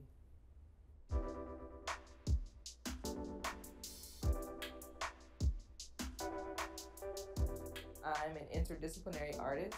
I use braiding, fibers, beading, anything that I can really get my hands on to express my ideas. Working with thousands of cowrie shells, tens of thousands of pony beads right now. I have the patience for that. I like to sit in silence and just kind of be. I started to do my own hair between the ages of like 10 and 11. And then I started to get clients between the ages of 11 and 12. Shani! Hi. I was gonna ring the door, but shoes off. Yes. Right this way, dear. There are a lot of style motifs that I use. Like I use a lot of zigzags and spirals in my work. In this particular style, I'm doing cornrows, which means the braid will be attached to the client's scalp. Cornrows. The name came from the agricultural aspects of the work that the slaves were doing. Check out this verbo. Oh man. Michael, they're your cousins. Like Ladosha said, capitalism. So it might be called cornrow in the US. If you go to the Caribbean, it might be called cane rolls. And then I knew I wanted to do something a bit more sculptural. And so I went ahead and made a djembe, which is a West African drum, out of some materials that I had at home. I'm going to attach this to the top of her head, and I would cover all of the structural foundation, of course, with the braiding. Your hair is so full and gorgeous. Thanks so much. You can't buy this. This is great. Y'all can't get this in the store. Right. All right, let's get you shampooed if you follow me to the kitchen. Okay, let's do it. First, I washed my client's hair with a moisturizing shampoo. I want to make the hair feel soft and supple. The process of braiding is highly manipulative, and I want to promote like a glide with my fingers as much as possible. From there, we moved back to the chair. I will apply conditioner evenly to each section of their hair and comb out each section. For detangling, I use a wide tooth comb so that I can gently work through the tangles. I put it in a loose twist or braid. I let the hair absorb all that the conditioner has to give. And then I will rinse out all the product. Then I blow dry the hair. Once the hair is all dry, I take a special oil blend that I make myself, and I just put a thin line of oil. The most essential part of the scalp oiling is the massage. That helps to stimulate circulation, which stimulates growth. And it's also a part of my way of trying to create a relaxing and gentle experience for them. So that's a nice step that helps to foster that sort of connection. Black hair is a really strong cultural bond, I believe. Throughout different regions of Africa, there are like so many different hairstyles that people wear to convey certain things about us and our societal position. Depending on the style you wore, it could indicate which religious sect you belonged to or your role in terms of priest or priestess. It could also be part of the royal family and you had to wear certain hairstyles. All of these different things, they connote something about your identity. The origin of braids is actually traced back to the African continent, specifically in Egyptian history. They would shave their heads bald, and then they would use the shaved hair and create these amazing wigs, and oftentimes the wigs were created by braided hairstyles. Black hair is controversial, has been controversial since the very beginning. One of the first things that slave traders did was to cut the hair off, to erase the significance of the tribe that you might have belonged to. And straightening the hair has been in existence now since like the late 1800s. They started off straightening their hair with irons and ironing boards. When you wear your hair in its natural state, it does not fit within the dominant ideal of what beauty is supposed to be. Being a Black person and not looking put together can sometimes cause harm to you.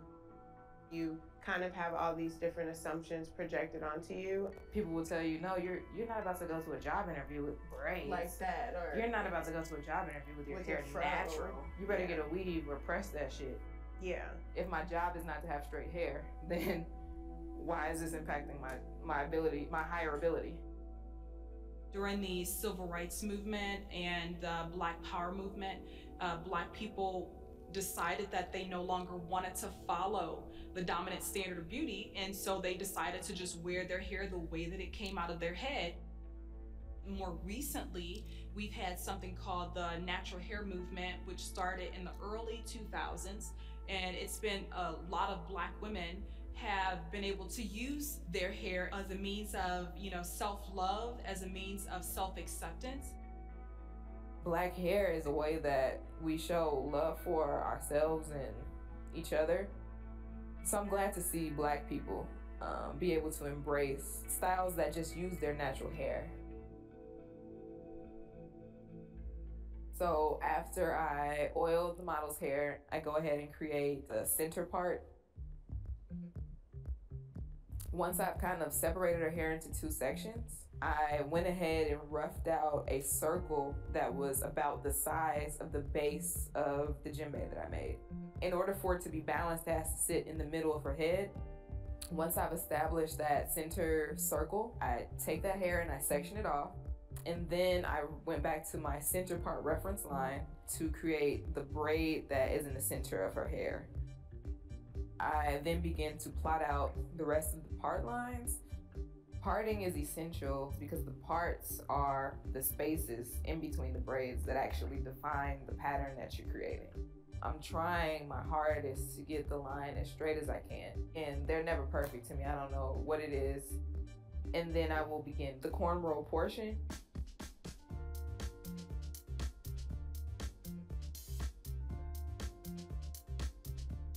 As you go, you alternate from side to side, adding and picking up hair as you progress down the part line that you've created. Because I've done it for so long, it's become more of just like a natural motion for me. Because braiding usually takes a lot of time, you're spending hours of your time, hours of your day with your client. And so it's a time for you to chat and connect. Sometimes I play some music, talk about our life. I often light candles and burn incense, altar mix, or frankincense. It signals to people in a way that they're entering a more sacred space.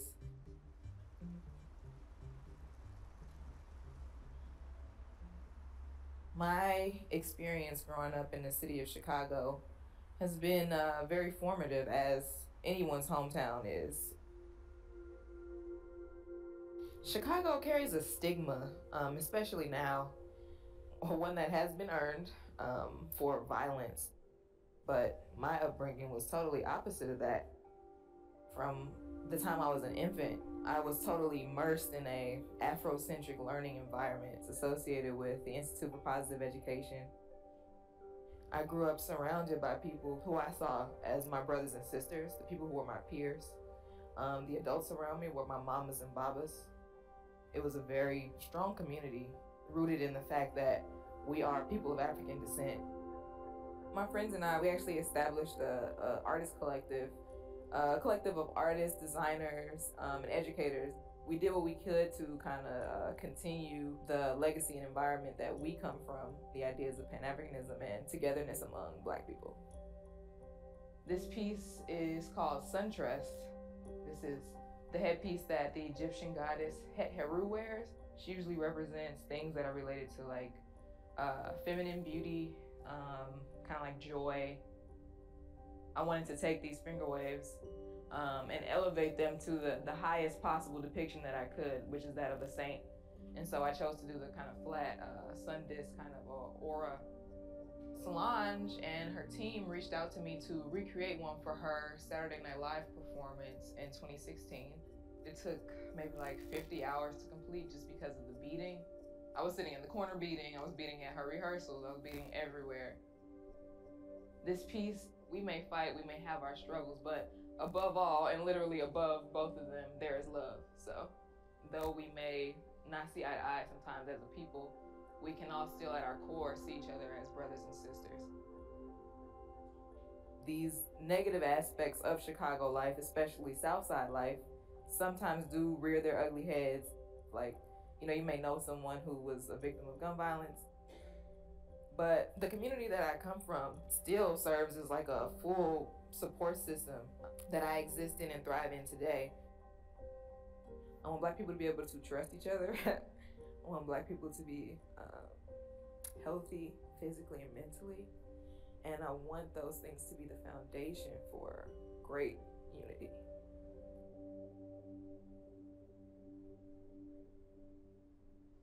So after I've created pretty much my entire cornrow design, I have a few braids that actually end in a tail.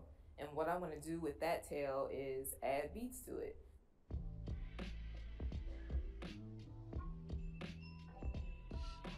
I take a tool that I call a beater. I apply the beads first to that, and then I thread the model's loose braid through the loop, and then I'm able to push the beads up. And then I take scissors and trim off the additional hair. So I do this to the 4 braids that are left out in this style. I would then attach the pre-braided djembe headpiece. I would take some hair thread and a curved needle, and I gently sew the hairpiece to the surrounding braids to make sure that it is sturdy and centered, so that it's not adding any additional stress onto the model's head, because it is heavy. Now that I have attached my djembe piece, which is the centerpiece of this hairstyle, I must do some finishing steps. I'm going to come through with a setting foam. It kind of sets that style into your hair. I usually add a silk scarf to lay the design down so that it dries in that position. Once I feel that the braids are sufficiently dry and set, I will remove the scarf and reveal the beautiful braid pattern beneath. My goodness, look at the design. Like, I can't believe that this is my head. Like, I feel like a queen. The whole time that I'm braiding, I'm thinking, damn, I'm messing it, damn, it's not gonna come out right. Oh wow, this isn't gonna come out right. But then, once I can see all of the effort totally finished, it's the finish line that you've seen in your mind, but now it has been made manifest. And you can see what you've put into it, and you can just bask in the glory of the beauty you created.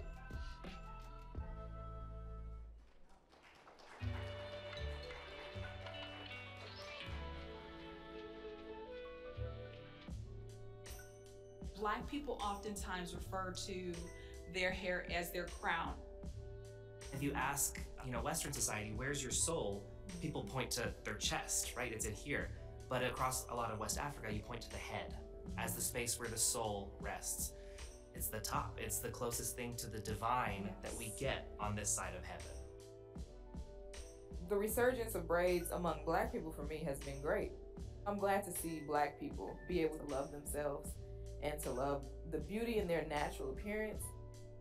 It's something that I received as a child, something that has given me a vision to want to promote that, and it's something that I hope my work promotes, that we are stronger together and that through unity we can do so much.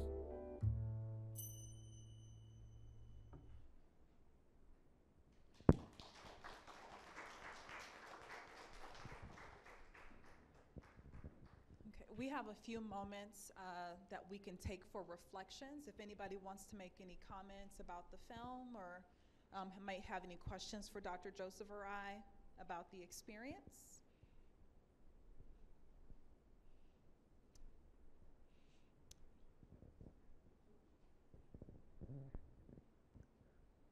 Is Textures going to be moved to another site so we can tell people go to Texas and see it? Excuse me? We have had many requests for Textures to be shown in various locations. Last year, a low-altitude drone successfully transported 3D printed kidneys across Ohio. Sorry. Yeah, but we've had several requests for Textures to be presented in other places. But the Textures exhibition is unique to Kent State University for many reasons. The first two reasons are it's a very expensive exhibition. Dr. Joseph and I spent a couple years raising the funds so that we can be able to do the exhibition. We had to raise over $100,000 in order for us to be able to have the show. So it will not be moving because of the expense. Another reason why it will not be moving because Dr. Joseph has other projects that he's doing. I am no longer an academic, and so this is my legacy for Kent State University. This is my legacy. Yes, and we were very adamant about wanting to make sure that the exhibition can live beyond when it is dismantled in August. So it is going to be up through August, and you all can be able to take a look at it through that time. But we were really adamant about wanting to make sure that we can preserve it as much as possible. That's one of the reasons why we're doing the symposium. It's another reason why we've had multiple public programs that have all been recorded. We have a website. You can go to the website, see the archive of all the activities that we've done. Dr. Joseph and I even had someone hired a videographer to do a virtual tour. So the virtual tour is also on our website. So we want the exhibition to be able to live much beyond when it's dismantled. So yes, yes. Did you have anything you wanted to mention about that or no? Just our third printing. Woo! Yes. So If you don't have a copy of the Textures catalog, there may be a few copies left in the museum store right now. We are actually through our third print and we'll be ordering more very soon. The catalog has won a book award. We were also nominated and received, what did we receive? Honorable mention? Yeah. Yes. Yeah, honorable mention for another award. So it's been an amazing experience. I think it's probably been more than Dr. Joseph and I could have ever dreamt it would have been.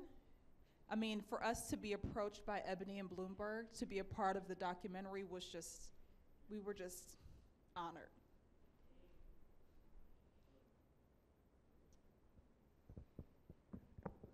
Yeah, thank you. By way of comment, I think the documentary we watch is a fantastic thing, and for me, it's an impressive teaching and learning material that we can use to teach. Back in Ghana, hairstyling is not in the mainstream education. Fashion is limited to garment construction. So if you go to a university and they say they are doing fashion, it's about garment construction. Cosmetology is left out. In my university, before I came here, we have introduced, we have written a new curriculum to the graduate board, the academic board to consider, so that we start cosmetology as a program. Yes, and so looking at this, these hairstyles are couture. I call them couture, you know.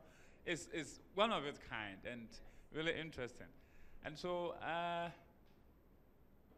I'm in love with it. I wish I can get a copy and then share with my people. Okay, okay. So thumbs up for a great job done.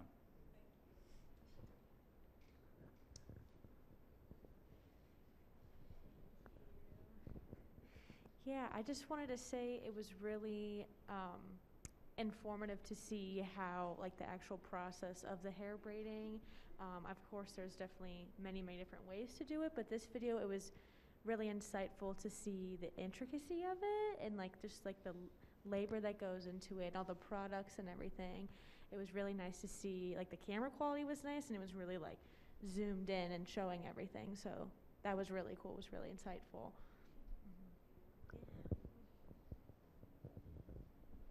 Any last comment? Thank you all.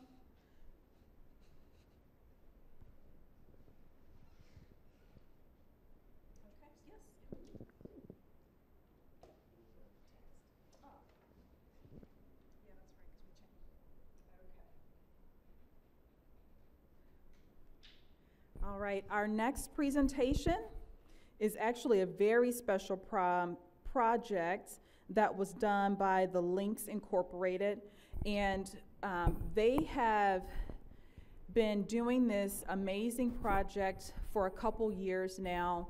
The children that are involved learn amazing tools and skills that they'll be able to take with them well into their adult years and be able to expand on.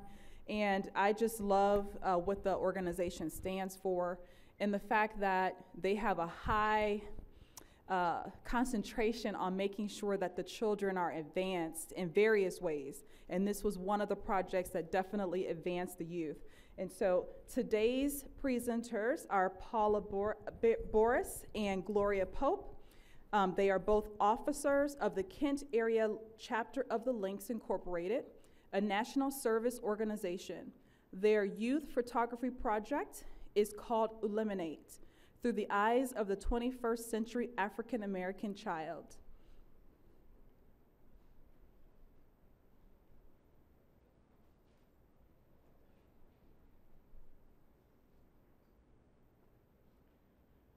Thank you. Will I have someone to advance my slides, or will I need to do that? You're going to want to stay right here because everything is being live streamed. Okay. So you can advance the slides by just hitting the arrows. Okay, thank you. Good afternoon, everyone. I will express my chapter president's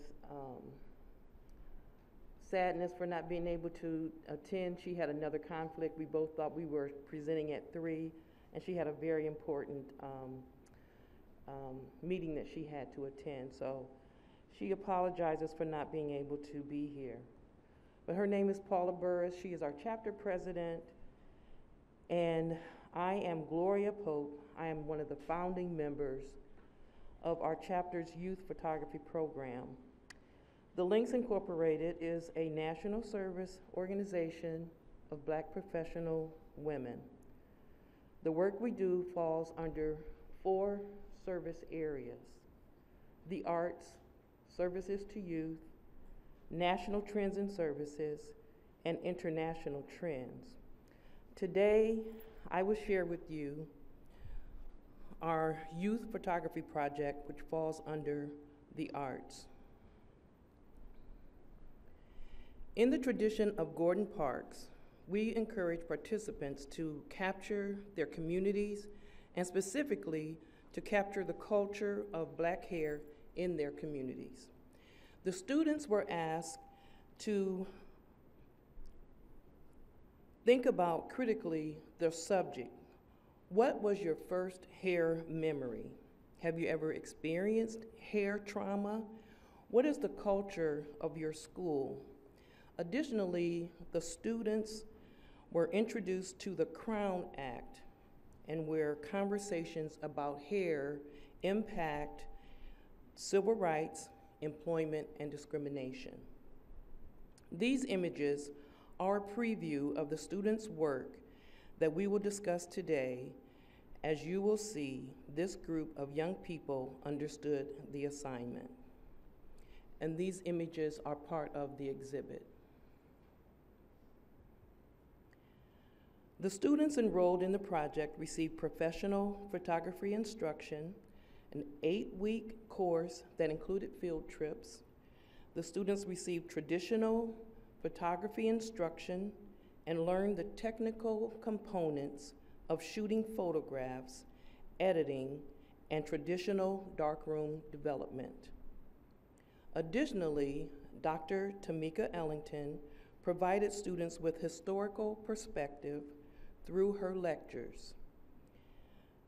This information was crucial in that it provided context for the student, connected the past with the present, and helped them understand current hair politics.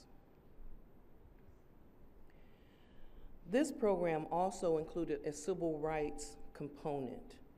While the students learned about photojournalism, photographers who captured Black culture throughout the history, they also were exposed to civil rights and racial inequity happening in Ohio and around the United States. This workshop was led by the Regional Director of the Ohio Civil Rights Commission, Vera Boggs.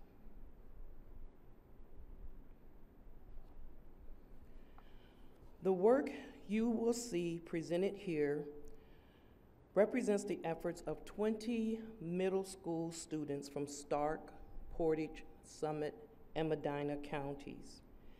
The exhibit appeared at the Massa Museum, our community partner, during February 6th through March 23rd, 2022.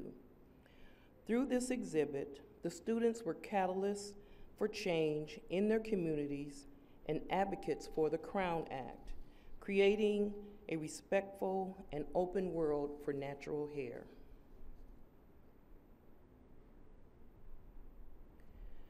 The first photograph here is called Peak of Silver. It was done by a 5th grade girl who attends Miller School for the Performing Arts in Summit County. This young lady was particularly engaged in the program and took the award-winning photograph during the 2nd week of the project.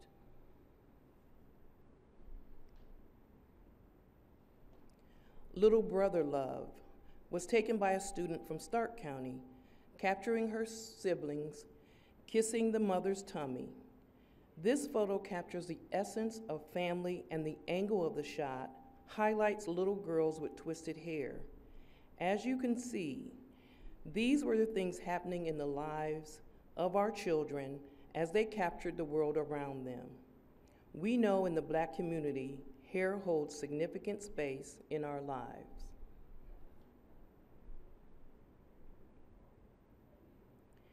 This is an interesting photograph that really captures program impact.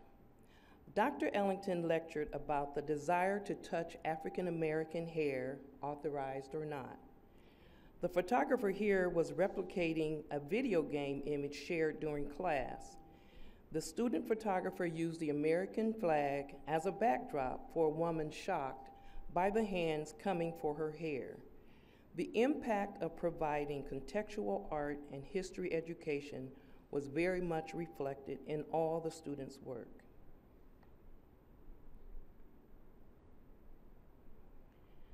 This young man took this photograph entitled "The Barbershop," talked about how much he enjoyed going to the barbershop with family. He is a student who attends a school with very few black children, and he often finds himself defending black hairstyles such as locks, braids, and other natural hairstyles. His experience really speaks to how middle school students navigate his school environment and finds himself advocating for and defending natural hair. The class discussion really showed how children are acutely aware of hair, race, and culture and impacted by their daily lives.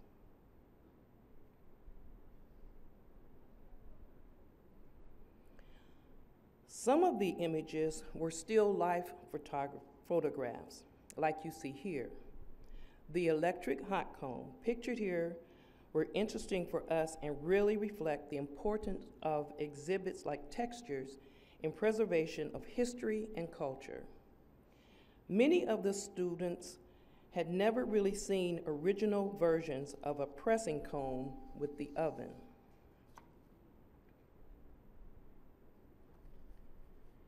Needless to say, photographs like this one, taken by a sixth grader, sparked a lot of class discussion from the students, but also patrons who visited the exhibit. This photograph always led to strong feelings about hair. For some, it reflected early hair trauma, and others, very positive memories of getting their hair pressed in grandmother's kitchen.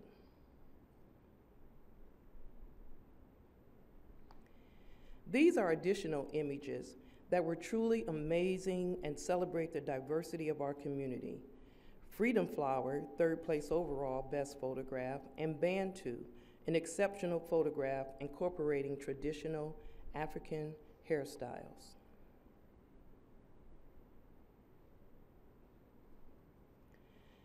There were so many exceptional images this year. The students did an amazing job capturing Black life and the essence of hair.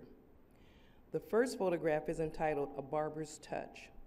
The second photograph is titled "Commencement Locked." This is a faculty member at KSU.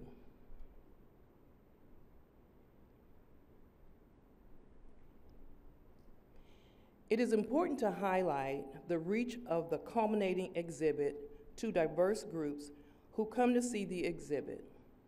Program impact, we worked with a great group of museum educators at the Massillon Museum. They were invested, and as we were bringing the subject matter to the community, they were very supportive. Emily Vigil, a nature artist and museum educator, had this to say: "I really appreciate what this exhibit offers. I didn't realize African American children experience hair discrimination as early as 5 years of age. As an artist and teacher, it really reminds me to check my own biases." On behalf of the Kent Area Chapter Links and the student photographers, I would like to thank you for your time and your attention this afternoon. It's been a wonderful 2 days of full, robust discussion, and it was our pleasure to share this project with you. Thank you.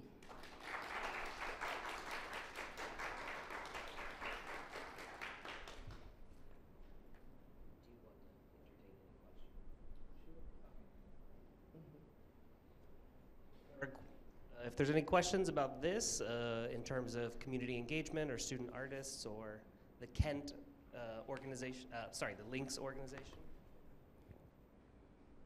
I guess it's just a comment. I just really, really appreciate this. I was just in awe.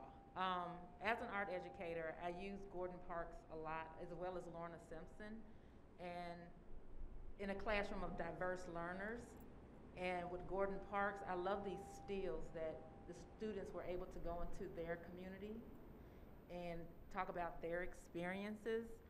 And I just want to see more of this and see how how I can unfold this. My students, what I did for them, I wanted them to tell me a story about their community and their family, however they wanted to do it, but they had to do it in a documentary style.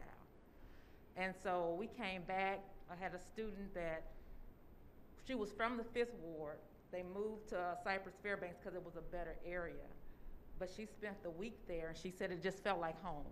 And these images just remind me of all the things that she was capturing that some people may not have seen as beautiful, but she saw it as home.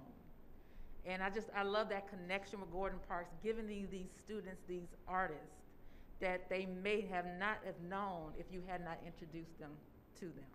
So I just really appreciate this and just want to see more and more of it. And I'm all the way in Arkansas, but how can I get in on this?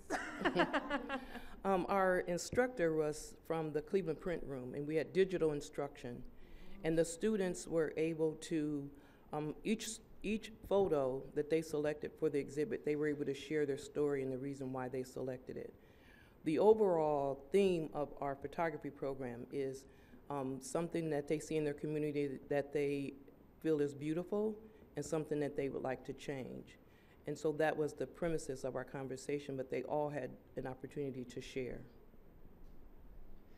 And how did this photography program develop? Is it at every Links chapter around the US, or what made it so much of a priority for this area chapter? It's a national initiative, and it's a signature program. Any chapter has an opportunity to participate. In 2017, we decided to take on the project, and it has been very successful. This year, we decided to focus on art, the history of hair, art and history of black hair. We've had nature. We've gone to Haven of Rest, and the students were able to, before COVID, when the students were able to interview the residents, the men and the women there, we had to obtain waivers. They were able to talk to them, get their story as to why they were there, and based on their experiences, they took photographs, and we had an exhibit based on that. They've done shapes. So it's been a lot of different experiences. This year, for the first time, we had 4 students who returned because they fit within the age range, so they returned. We provide them with a camera, a tripod that they can keep, a memory card. They received a Gordon Parks book. They received a t-shirt that you saw them in. There were 2 field trips. The one on the left was their field trip to the Cleveland Print Room to receive dark room instruction. Now I'm trying to think of the other field trip. Oh, they came here to Textures. They were here for Textures. Please talk about the recognition that you all received. Did you guys receive recognition from the... Oh, we have received an award from the Central Area, our regional Links conference. We received an award from there for our project. So we're really proud of it. And our partner is the Massey Museum. And I will say that Dr. Ellington, as a part of our program, Dr. Ellington did come to the Massey Museum as one of our speakers. And she did have books there, but as soon as they hit the table, they were gone. So we have no more books at the museum. Any other reflections? Questions? Thank you. Thank you so much.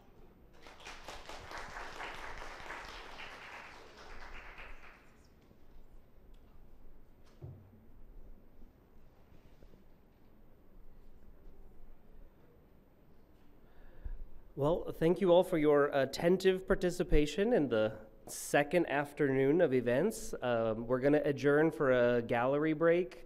If people need to get refreshments or use the restroom, and we'll be back at 6 for the final keynote with Dr. Crystal Porter. If anyone's interested in another tour of the exhibition space, if anyone has not attended that, I will offer one here shortly. So just meet right here in the hallway in 5-10 minutes if you're interested. Thank you all.